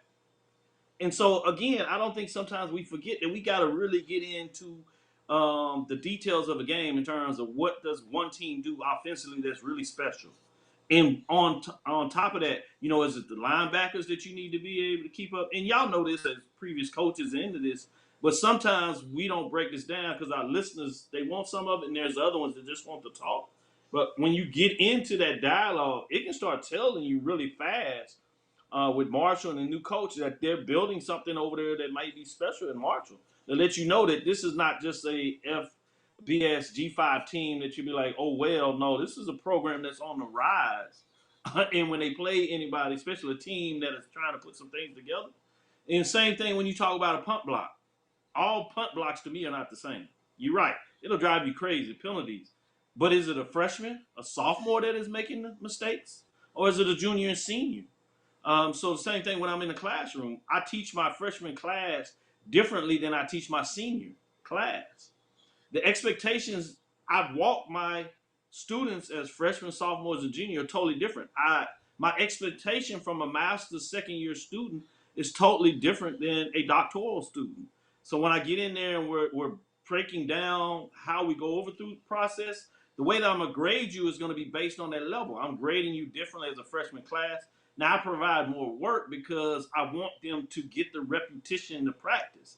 When I give you a senior, I'm not going to give you as much work, but my expectation when I give you a paper that's a little longer, that you know now what type of details you need to put in there, and I'm starting to look and grade you on, did you do that type of work versus freshman? You may be able to get away with some mistakes. I'll circle them and make sure you know, but I'm going to grade you differently.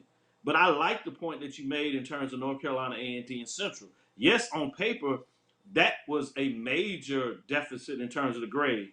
But when I went into it and I heard Coach Oliver, I heard a couple of media fans that talk about this Central team. And one thing that stuck with me from Joshua Sims, the senior, that he said, anytime that North Carolina Central Eagles have went in and played A&T and they've had an extremely experienced quarterback, A&T has been in trouble. They've won. That resonated with me, and because I went back and looked and see if the data was accurate, and I was like, yes. Now I started hearing Oliver talk about, hey, this is a more tiered team. They're hungry. They're no longer celebrating like winning a MEAC SWAC challenge. The expectation is different. And there were just some major concerns with A&T that obviously, in a lot of ways, is living off their brand name of the past. They had questions coming in at quarterback, and there was no indication that they really had decided who it was going to be, other than maybe this freshman, and that's going to be a problem. He could be good at some point, but you're still talking about somebody young that hadn't played on this level. You're talking about a team that just commits too many penalties. And so I came in with the expectation that Central was going to win this game. It would decide what everybody thought. So in my indication, again, you talking about a D+ for North Carolina A&T. And they don't get an F again because I knew they were in trouble, and I thought they lived up to that. I gave North Carolina Central an A-. I gave them an A- because there's some things they can build on. They didn't close the game out as strong as they want, but they controlled the momentum of that game, and they came with a certain level of expectation. They got it there, and that's why I gave them an A-. All right, two other schools here. Actually, a couple other schools here. Number 6, preseason number 6, Alcorn State, and number 8, Tennessee State. Both of those teams lost close games against FCS opponents. That really wins that would have started to change, I think, the perception for this year. Of course, Alcorn lost at home. We ended up giving Alcorn a B. I think that was a game in which not only they covered the 14 and a half, had a 3-point lead with about 7:28 to play. They outrushed their opponent. They had more total yards from scrimmage. They only committed 3 penalties, which I thought that was a pretty good game. That speaks to I think their maturity in a situation, and they had to deal with the rain delays, which not only started late, and then it affected mid-game too. So they had 2 different delays that affected that outcome. And then Tennessee State, we ended up giving them a B+ for just by the fact that, hey, long road trip. They too had to cover. They covered a spread that was high, 22.5 points. They had a lead in the first quarter, came back after trailing at halftime to tie it up. They outrushed their opponent, 290 to 126. They outgained their opponent, 547 to 474. And the one thing that you might that might be a dangerous thing for them, they gave up 5 passing touchdowns, Doc. So talk a little bit about, I hate that. And then so we got the B's there for Alcorn State and Tennessee State. Where are you on your grades with them? I go with Alcorn State first. They were at home. It's hard for me to give you any type of B when you have a loss. Even if I believe you should have won the game, you lost. And that happens in my poll. You don't get rankings because you play FBS or even Power 5 and you look good at playing it. No, it's kind of like the band stuff. Just because you got fans and cheerleaders and folks voting on you, it's a win-loss. You lost by talk to you later. Try again next time. It just doesn't excite me on that. I give them a lot of credit in terms of what they are, but they got a C+. I mean, you can't have a home game against a top 15 team and be satisfied because you played them close. No, I'm not giving it to that. Kudos to the quarterback. I think he's going to be something tough in this league. Now with this, that means you have 5 starting quarterbacks that are from the state of Texas on the SWAC teams, which is fascinating to me. Texas Southern, Prairie View, Jackson State, Alabama State, and now Alcorn State. So that's going to be fascinating to keep your eyes on what does that mean in terms of the league as these things get going. But yeah, you lose that game, that's a C+. I mean, you got work to do. Credit for making us look okay, but hell, you lost. I'm sorry. Same with Tennessee State.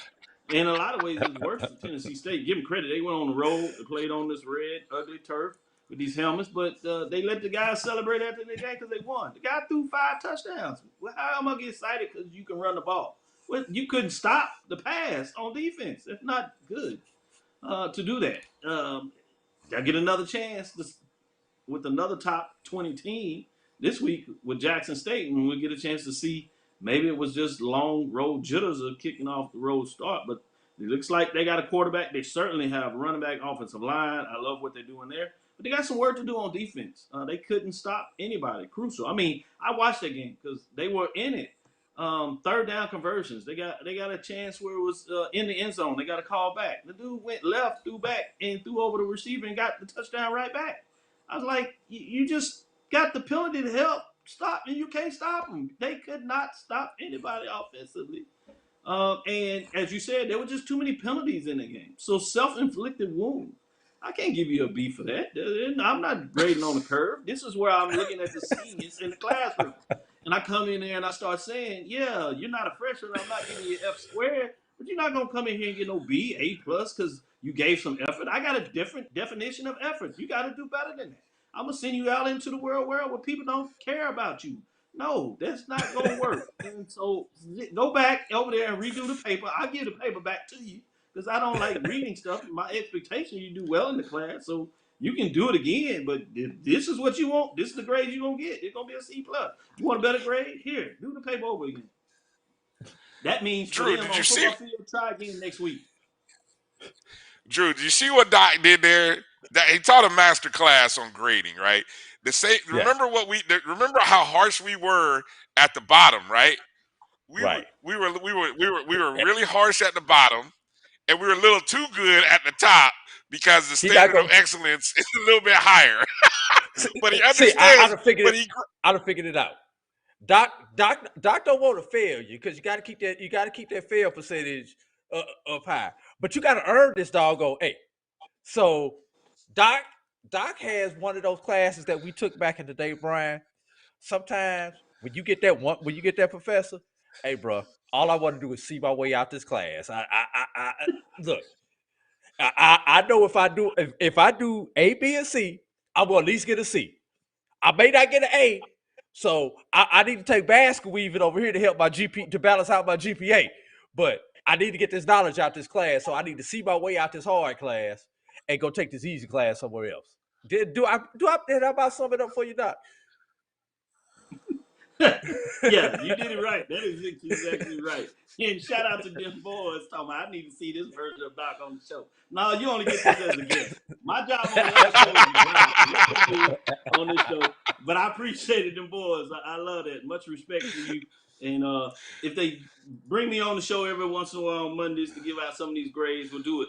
What you really want to be interested in, wait till I get to the midterm grades. Oh my goodness. You think this is fun? Yeah, that's a great show. We work with the students now. Wait till midterms. Oh boy. Yeah, that's always a good show. So I'm gonna pub that now. By the time you get to mid-October, no, let me see. What is that? That's mid-September. Yeah, that'd be October. Mid-September. Mid-October. Yeah, I forgot this is September. Yeah. Right. Yep. Right around homecoming time. Mid-October. You know, that's ad drop time for all y'all for college students. You know, ad drop for some reason. Why is ad drop always right around homecoming on campus? You know, right. Yeah, I'm worried about going to this party, case, but no, I got to go stand in this line and drop a class. September, I'm gonna be like, man, you need to go see the doctor because this is not gonna work in here. Yeah, go on and take the ad and drop. We can come try this again. You're not serious about school right now. 6 weeks in, and then you're trying to drop when you realize I can't. I'm not gonna make it. Get that W. I'm not gonna make it to the end. Yeah. Yeah. All right. So last couple of FCS ones here. Number 7, Southern University. Now, I know a lot of people are probably like, hey, 86-0 over Florida Memorial. Yeah, y'all celebrating over whooping up on the NAIA school. Shame on y'all. But I'm going to tell you what, Doc, I'm a little harsh. This is a hard A-. Southern committed 16 penalties for 135 yards.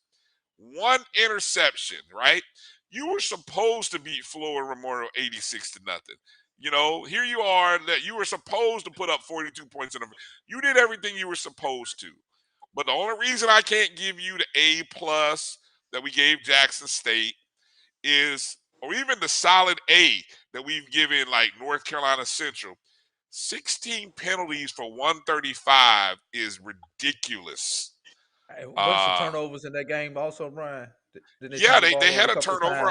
I think, they had one interception in that ball game as well. So, yeah, just not a perfect, clean game at all, despite winning 86-0.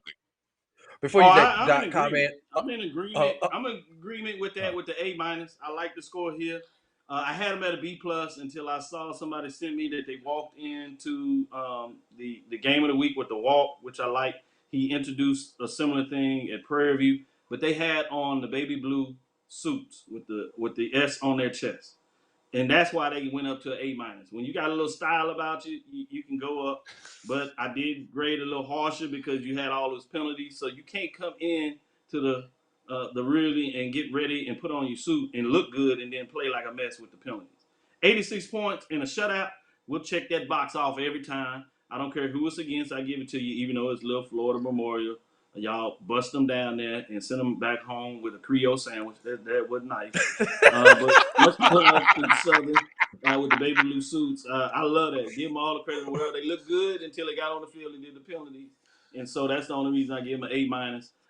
But the suits did get them up from the B+. They did that extra homework that you came in, and they came in and sat in the front of the class, so they got the A-. The only thing about this game, it's kind of like when you get a 500-word essay on something that you could write a term paper on. You know, that's kind of what that game seemed like to me. You know, you could have wrote a whole lot more on it, but I don't know. Maybe it's because of the competition. No offense to Florida Memorial, but you did what you were supposed to do. You know, I didn't see the extra effort.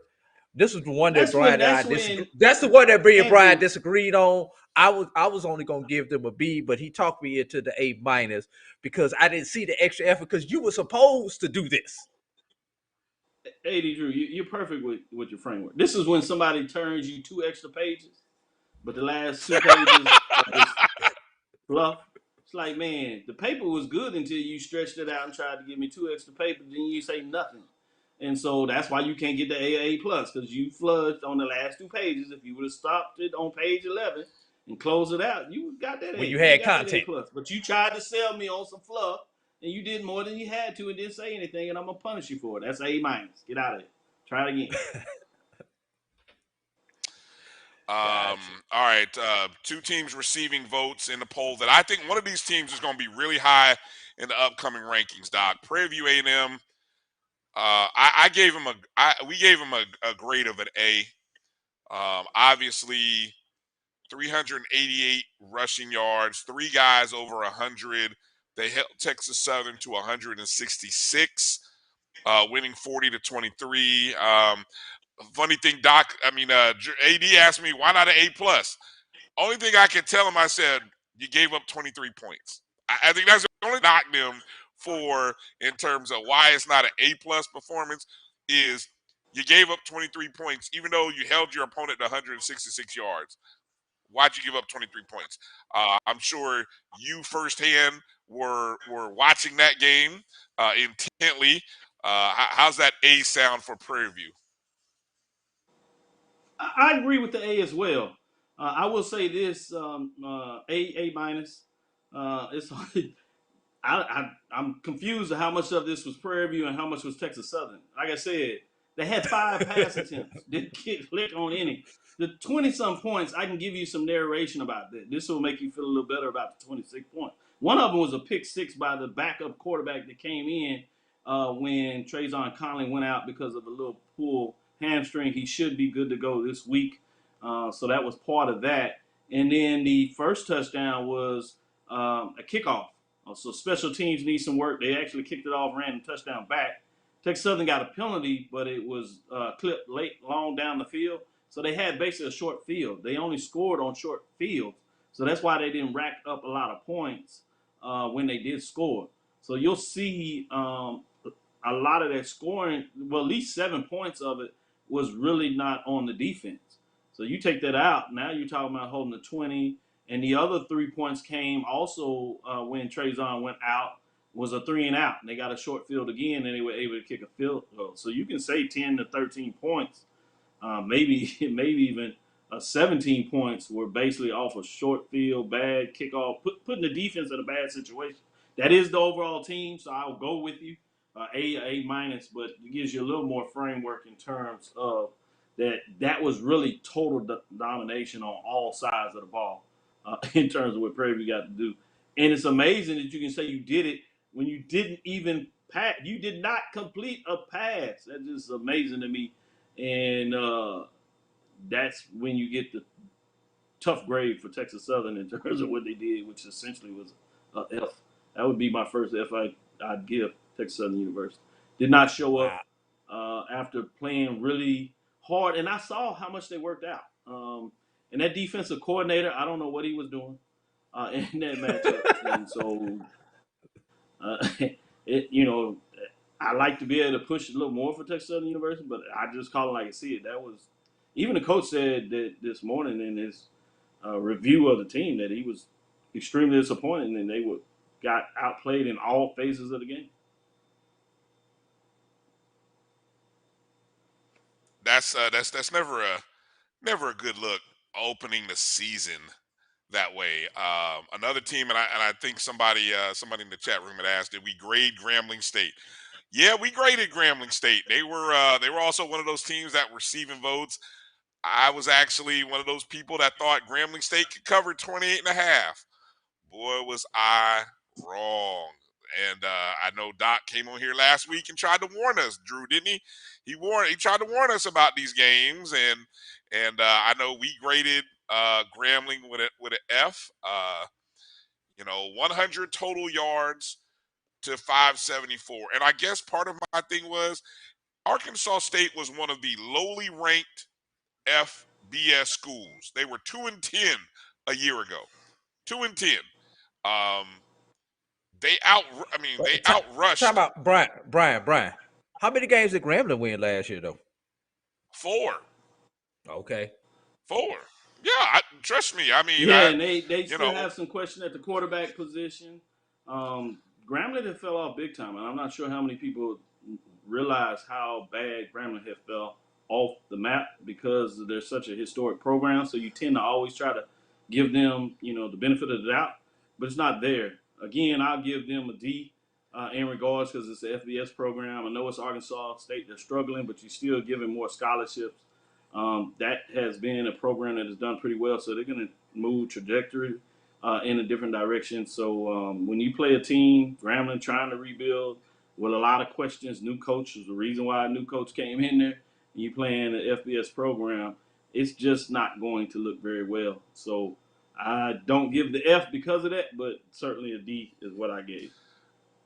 Do you guys ever have or know somebody? Do you guys have a friend or know of somebody who just has things that happen to them? I mean, they're a good person. They have good intentions, good plans, but things just always seem to go south. They never work out. Things turn negatively for them. Always is something. There's a reason or I don't want to say an excuse, but whether you want to call it luck, there's just reason some things happen, right? I felt this way prior to the hire, but I feel like Hugh Jackson is that guy. And I am watching more than ever how Hugh Jackson and Grambling is this year because Hugh Jackson just had bad circumstances at Cleveland, at Oakland, but everybody, good coach, he talks, you hear him, and it sounds good. It sounds great. But just bad things just seem to happen. And so I'm just wondering, and I hope this doesn't happen, Graham fam, that this works out because I'm just gonna say that. I'm gonna say that in week 1 and hope at the end of the year that you won 7 or 8 games and maybe you win the Bayou. But if you end up going 3-8, I'm just gonna be like, another Hugh Jackson I agree team with you. going. That's a tough one. I'm gonna have to get Any out of here, guys. Any last comments, Doc? Okay. I'm gonna get a bad grade from my wife. I got to pick her up at the airport. All right. We gotta let Doc go. So no, I think this is a great idea. I hope we get to pick it up. I can come back on in a couple of weeks and maybe do a different one. You can bring different people on and see how they grades are. I think this will be a nice framework segment, something that you add whenever you decide to do it. But I'd love to come back in and do some more of this. This was fun. I hope we the appreciate you, Doc. viewers enjoyed me providing what they see and hear about in the classroom. So it's a little different. But yeah, this is how I get down in the classroom. Master teacher, as they say. All right. You guys make sure to check out Doc's show Tuesday night. That's tomorrow night, 7 p.m. Eastern, 6 Central. Also on Thursday as well. Doc, Charles Bishop, Mike Washington. We're going to take a break, come back, finish up with our grades on the non-D1 level, and then give you our picks for the upcoming Week 2 games. You're watching the BCSN Sports Wrap. We'll be back in just a moment. Maureen is saving big holiday shopping at Amazon. So now she's free to become Maureen the Merrier. Food is her love language, and she really loves her grandson. Like, really loves. Nope. Nope. Come on, him? Ooh, I like him.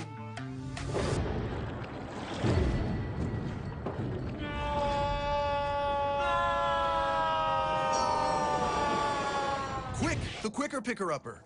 Bounty picks up messes quicker, and each sheet is 2 times more absorbent, so you can use less. He's an 8. He's a 9.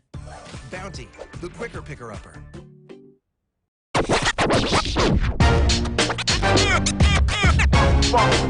It's like a loot machine.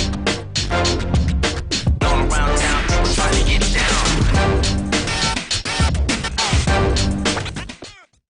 That's a pretty tight spot. Watch this. Of course you're beautiful.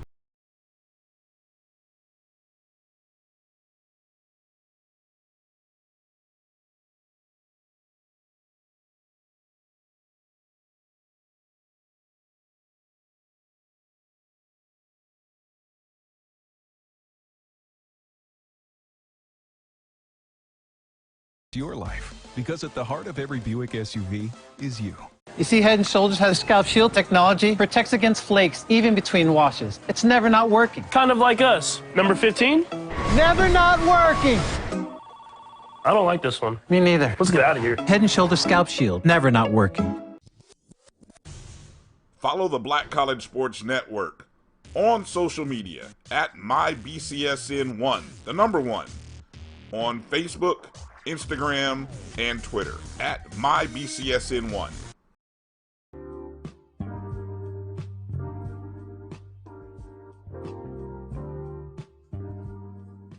This is the BCSN Pod Zone, your place for the news, views, and conversations about all things related to HBCU athletics.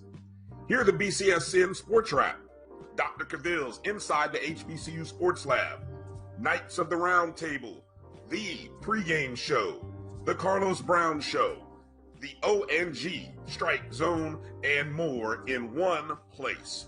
We are changing the way you consume HBCU sports, one broadcast at a time.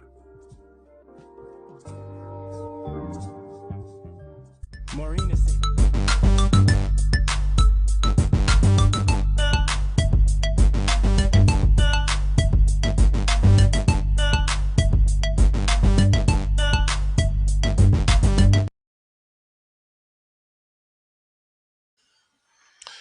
Welcome back to the BCSN Sports Wrap. Bryan and AD here. Thanks for hanging in with us. Make sure you're following the show on Facebook, Twitter, and Instagram at MyBCSN1, the number 1 part of the Black College Sports Network. Go download our app, the Jericho Broadcast Network's app, on the Google or Apple Play Store. Just go and search MyJBN or MyBCSN. And then podcast format, BCSN Pod Zone is where you can find our show in podcast format. All of our shows that appear daily on the BCSN. So all kinds of shows, lots of different formats. Just thought I'd just do a summary real quick before I go through the non-Division I grades. The SIAC, you had 5 teams that won. You had Clark Atlanta, Albany State, Fort Valley, and Benedict, all from the East. The only team from the West that won was Central State. I think also SIC was 2-0 over the CIAA with Benedict and Central winning. So shout out to the SIC. Any of those matchups this week in week 2? 1 and 2 versus the Gulf South. Okay, the Gulf South. Okay. And that's a regional. That's a regional appointment. Yes.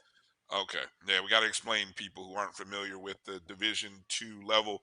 Any upcoming SIC, CIAA matchups this week for week 2 that we got to pay attention to? I'll let you look for that here in a second. From the CIAA, there were only 3 teams that won.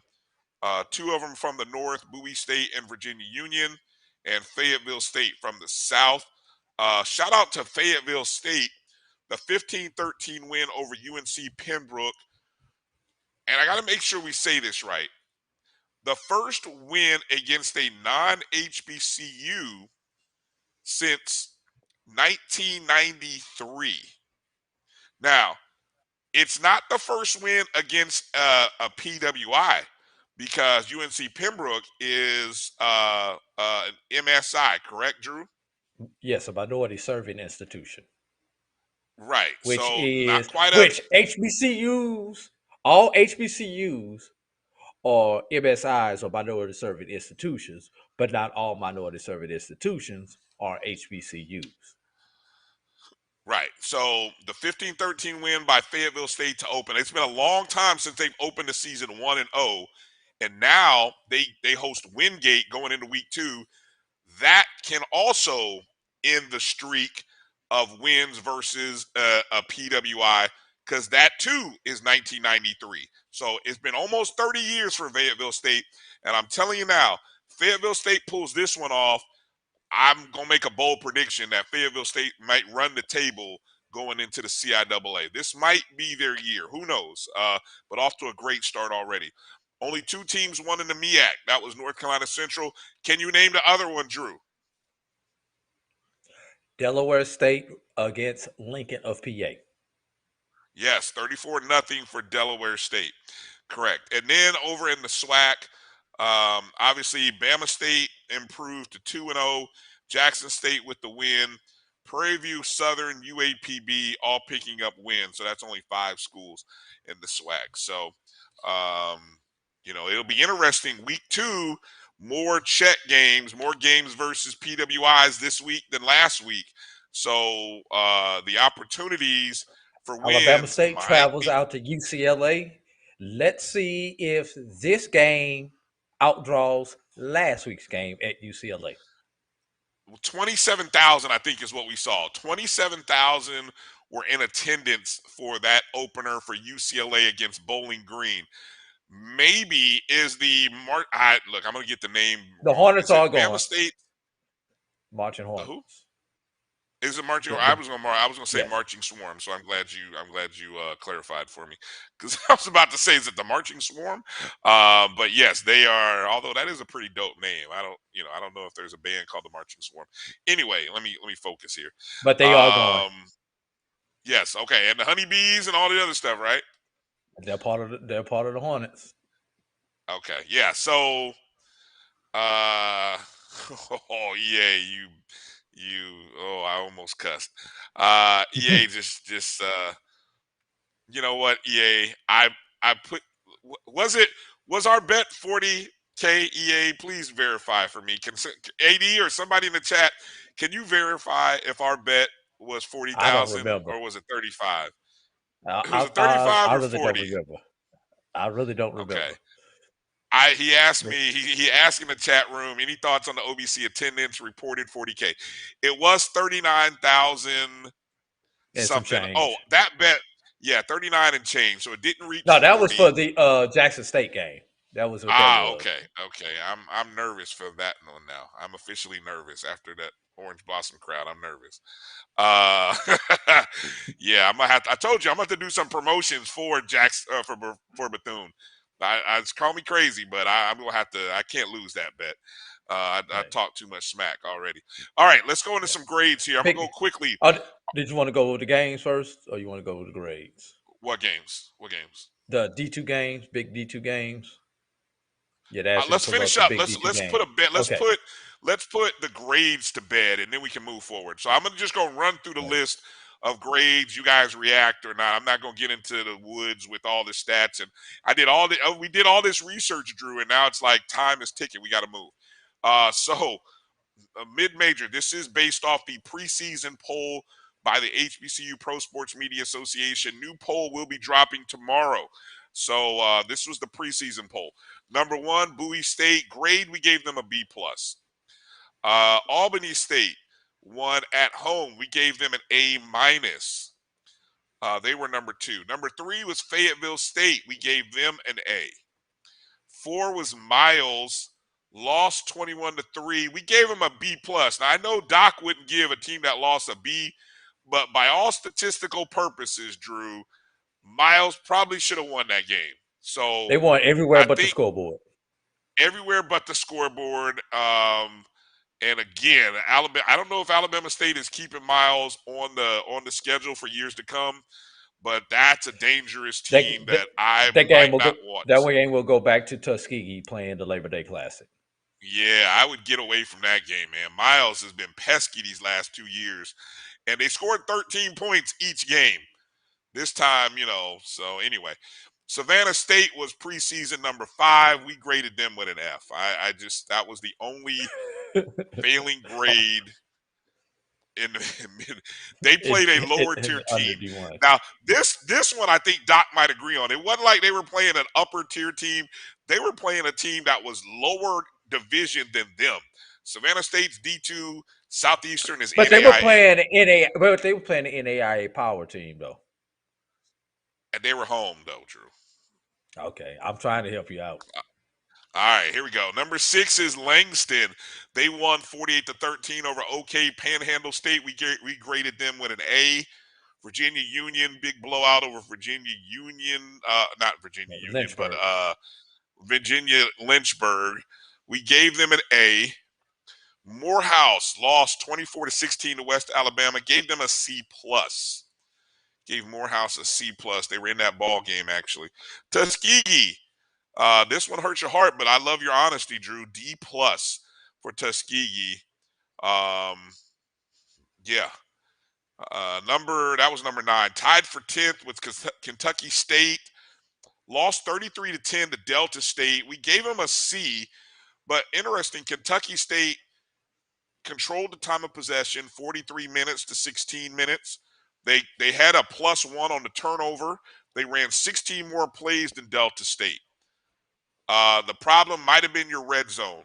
Delta State was 5 of 6 scoring in the red zone. Kentucky State was only 1 of 3. Another game that you look at the numbers, statistics, Kentucky State probably should have won that game. Virginia State was tied for 10th as well. They lost 38-19 to Lenoir Rhyne. We graded them with a C. They too ran 16 more plays, were +2 in the turnover battle. Only outgained by about 70 yards. Third down conversions hurt Virginia State. They were 5 of 18 on third down. Some other teams, Fort Valley State with a big win. We graded them with a B+. Winston-Salem, we gave a C+. Benedict, we graded with an A. And Central State, who got a win, we graded them with a B. Hey, Brian. Yeah. Just in, new D2football.com poll has dropped since we've been on the air. All right. What do we got? You want to take a guess as far as how many HBCUs that we have ranked in the poll? 3. You would be incorrect, Brian. Well, there was Same 2 in the polls previously. Same 2. Okay, so you teased me. Yeah, That was unnecessary. Fayetteville State did not get in this week. Okay, see, that was my 3rd. That's what I was waiting in. Right. Did Bowie move into the top 10? Tell me where you think they're at. Give me where you think Bowie State is at and where Albany State is at. I don't think they were 8, even though they were 8 listed on the school's website. I don't think that was from D2 football. I think they were 12. They were number 12. They were 12 in That's D2 what I thought. football, and Albany I'm State saying they was were 10. number 20 last week. 10 for Bowie and maybe 17 for Albany State. 11 for Bowie, 15 for Albany State. Oh, okay. So that's a good jump. Now, the question is, how will voters view Albany State as they have to travel to Florida A&M this upcoming week? So we'll talk about that game in a second. Hey, we're both members of the HBCU Pro Sports Media Top 10. Now, just want to clarify for people, the BCSN's Top 5 rankings don't come out until October, but Drew and I do vote in another poll. So, Drew, what is your top 3 look like? No, give me your top 5. You know, we're a top 5 kind of program. What's your top 5? Do you have it handy, or do you know it? If not, I can move off of this. This is for which level? Either one. Obviously, we'll start with the I will Division tell 1. you what I voted as soon as I find my vote sheet While that you're I doing that, you turned in. guys who are in the chat room, Oh, here we tell go. us I've which got it. game you are looking forward to in week 2. You guys in the chat room, start getting those in now. Let us know, what game are you looking forward to in week 2. All right. All right, Go you ahead, ready? Drew. What's your top 5, Division 1? Your votes. Go. Obviously, number 1 is going to be Jackson State. Number 2 was Central. Trying to find who I voted number 3. Who did I vote number 3? Oh, number 3 was Alcorn.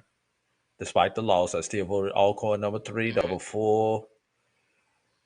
Number 4 was number 4 was Prairie View, and number 5 was Alabama State. Okay, my top 5, I had Jackson State at 1. I had Prairie View at 2. I had North Carolina Central at 3. Alabama State 4, and I moved Hampton up to 5. That's Hampton U at 5. Okay, let's go to the non-D1. Our top 5 in the non-D1. You got it?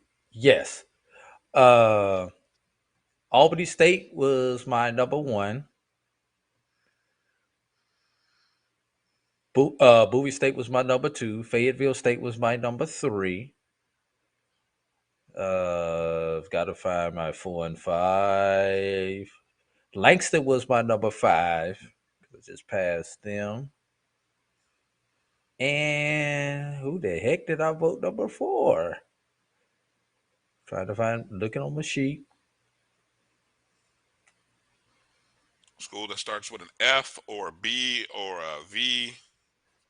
Benedict was 4. Okay.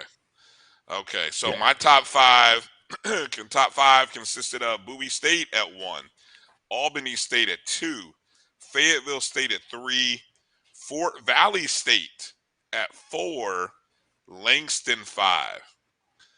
So, and I put Benedict at 7. So, a couple of teams that weren't in the polls that, and I think the way I like to do this poll is I like to look week to week, but obviously you kind of think about the season thus far, but it is sort of week to week. I don't just move teams up and down 1 spot or 2 spots. I mean, I really, try to look at the metrics and see how teams do. But that's the starting point.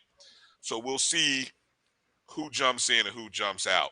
So, all right, let's get into some picks for this week. Now, again, last week, Drew and I were 3-2 in our HBCU FCS picks. I am 1-1. He is 0-2 in our head-to-head matchup, specifically for HBCU versus HBCU matchups. All right, Drew. So we're starting here. Let's go. Okay, so let's start off with just the 2 HBCU versus HBCU. There's only 2. There's South Carolina State traveling to Bethune, and there is Jackson State and Tennessee State. So since I won last week, you get to go. You have to go first. All right. So those 2 teams, South Carolina State, Bethune. South Carolina State, Bethune, and I am going to make my picks in our pool as we make these. South Carolina State, Bethune.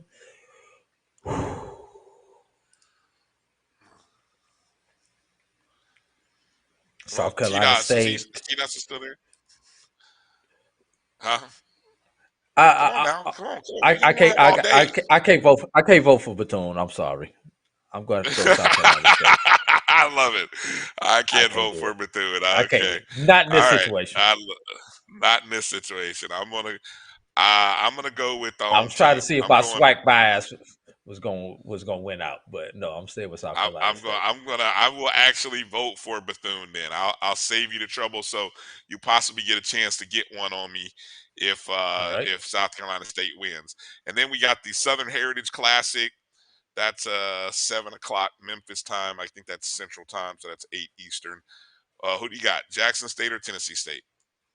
Do you really have to ask me that question after what I witnessed this weekend? Hey, I mean, I gotta officially ask it. So, what do you got? I got the Tigers.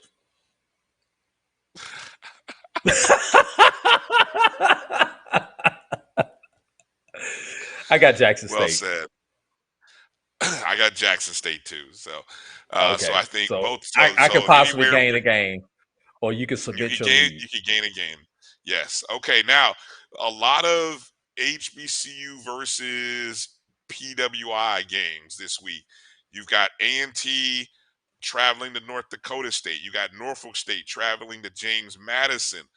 Valley is traveling to Austin P. Alabama State is going to UCLA.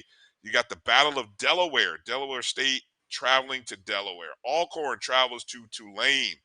Howard is coming south to South Florida. Alabama A&M traveling to Troy. Grambling against Northwestern State. Morgan State against Townsend. That's a battle of Baltimore, I think. The battle in Baton Rouge.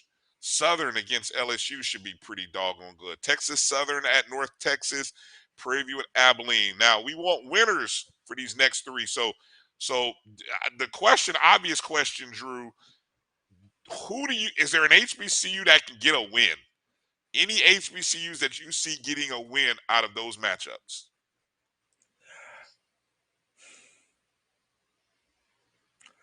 I would have said possibly Alabama A&M against Troy, but after what I saw last week, I can throw that one out the window. Lynchburg Presbyterian, nah. Is Jamie Walker still in the chat? Jamie, how confident do you feel about North Carolina A&T? I'm curious. Jamie's in the picks contest. I'm curious if he will pick A&T or will he stay away from A&T this week? I'm curious about that. The one where I could see something happening is going to depend on the Alcorn quarterback if he's able to come back. Would possibly Alcorn Tulane. That would be the one I would keep an eye out on. I was thinking about that too. Alcorn Tulane.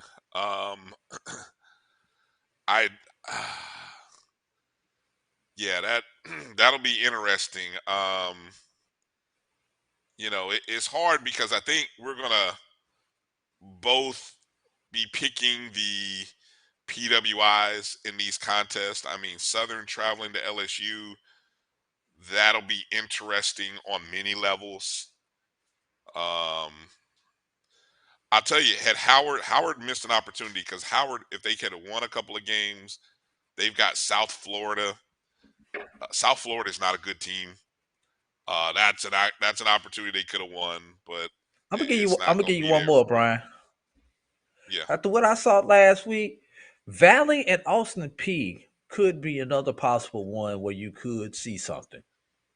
Valley showed me something last week. I don't know. Just want to throw it out there. Yeah, you know what? We're gonna. I'm not. Let's not force it. We've already made the two HBCU picks. No. I'm just audible. No, I'm not calling the audible. But you said a game that you could possibly see it. HBCU getting a win against a HWCU. I could see that. Okay. All right. Let's go through some of the non-Division I matchups that we got our eye on here, and let's kind of pick these games. Lane is hosting Benedict College. That's going to be 2:00 Central, 3 Eastern in Lane. This has conference ramifications written all over it here in week number 2. Both teams have expectations, Drew. How do you see this one faring, Lane or Benedict? I mean, Both teams put up over 40 points last week, although Benedict did that against a like division opponent in Elizabeth City. Lane put up 40 points against an FCS opponent. Lane is at home. I got to take Lane. Lane, huh? Plus, they're my pick to win the SIAC West, so this game counts. Yeah, I tend to side with you there. I think the home field advantage will play significant for Lane. Really impressed. I think they played a tougher opponent in week 1 and very well could have won against UAPB. I mean, props to UAPB for winning, but I'm gonna say Lane by maybe a field goal. Anywhere from 3 to 6 points is where I see that one coming out. Bowie State travels to Michigan to take on Saginaw Valley State. Last year, I'm sitting here just looking it up. Last year, Bowie I think they traveled last year to Saginaw. No, they hosted Saginaw. Saginaw came to them. Yeah, they hosted, beat them 28-19. Bowie had to do what they did last week. They had to rally in the fourth quarter to get that win. I don't know if they want to play around with Saginaw this year. So I don't know if you want to pick this one or just kind of keep moving. I just thought I'd mention it. I think Saginaw Valley will get them at home. Okay. Clark Atlanta, the Willie, not Willie, but I almost said the Willie Simmons era at Clark. Willie Slater. Willie Slater, thank you. Slater era begins at home at Clark. They host Erskine after the win. That's a 4:00 Eastern game. That'll be good. How about this for matchup? Virginia Union traveling to Valdosta State. Valdosta State ranked number 3. Let's see what that 77 Correction, points Brian. looks like. Let's Ranked number 2. Ranked number 2 in the latest poll. Number 2. So yeah, here you go, Virginia Union. This could be a big win for Union if they can go to Valdosta. Of course, Valdosta plays a very nice HBCU schedule. Any picks or any thoughts on those two games? No, right down the road from me, if I was not going to be at the Clark Erskine game, I would definitely be at the Valdosta State Virginia Union game. Okay. We got about 3 minutes left here. Miles is hosting West Alabama. Of course, West Alabama just got a win. I think they're a top 20 team. That'll be interesting. CIAA versus SIAC in South Carolina as Allen hosts Johnson C. Smith. Battle of Delaware happening in Delaware as the Blue Hens host the Hornets. I think that was a blowout last time, if I'm not mistaken. Edward Waters hosting Savannah State. Edward Waters gets their first win. I'm calling it, Drew. They get their first win over Savannah State this week. I'm calling it. I see your call. Okay. Keep moving here. Morehouse hosting West Georgia. What is West Georgia? Have they moved up in the rankings on the D2 football poll? I do not see West Georgia in the poll. Really? Okay. I thought preseason West Georgia was ranked like 4th or 5th, but anyway. Oh, check that. West Georgia is 10. I'm sorry. Okay. West 10. Georgia is 10. Okay. I was going to say, I thought they were somewhere in West Alabama is not in the poll. Oh, they aren't. Okay. No. So see how that changes. Very dangerous game for Florida A&M. 6:00 Eastern, home opener against Albany State. That is going to be a tough game. If FAMU plays like they played last week against Jackson State, Albany State will pull off the upset. Obviously, I mean, come on, that Albany State's defense that goes without Rattlers. Let me tell you, Albany State's defense, and I saw them last week, is all that. They also word on the street. word on the street from some people who saw it and were at the scrimmage. They weren't keeping score, but let's just say Albany State played with FAMU when they scrimmaged back in the spring. There is going to be no fear from Albany State, and they will actually probably come into this game with they're going to bring 3,000 people from Albany. They're going to come into Bragg Memorial believing that they can knock off FAMU. I'm 93 minutes, confident 93 minutes from one campus to the other. Right. That game will be on HBCU Go. I think that's the debut of their series. Got a couple minutes left here, Drew. Hampton is hosting Tuskegee. Hampton, 6 o'clock Eastern. Any thoughts on what your Golden Tigers are going to do there? You know, I had Tuskegee in the upset against Hampton until I saw Tuskegee play last week. It is not any slight on Tuskegee, but it's still going to be a work in progress for Tuskegee.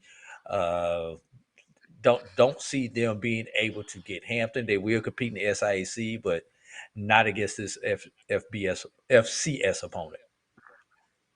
All right.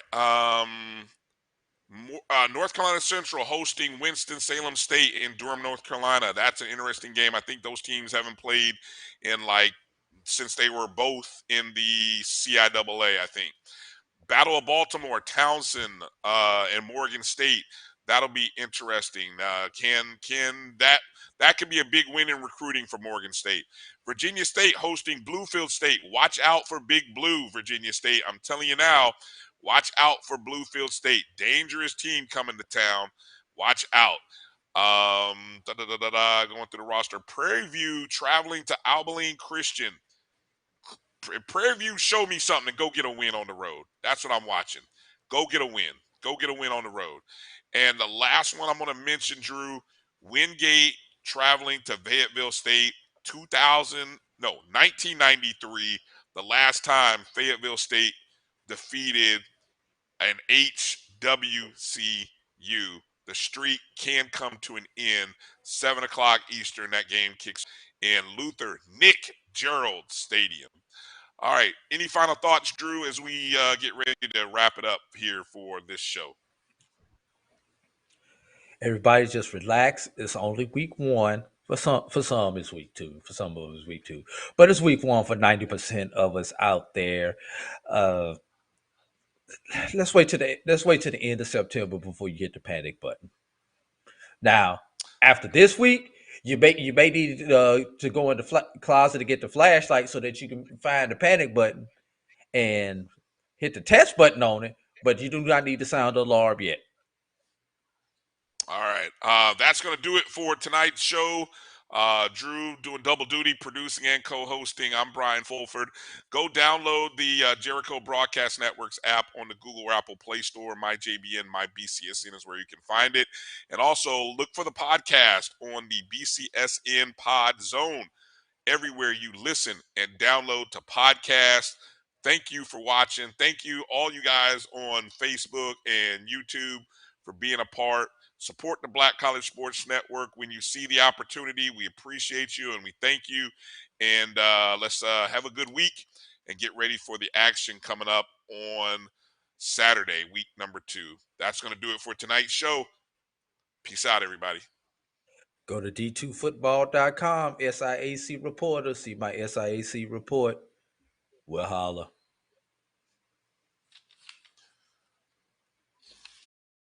But stay on hard.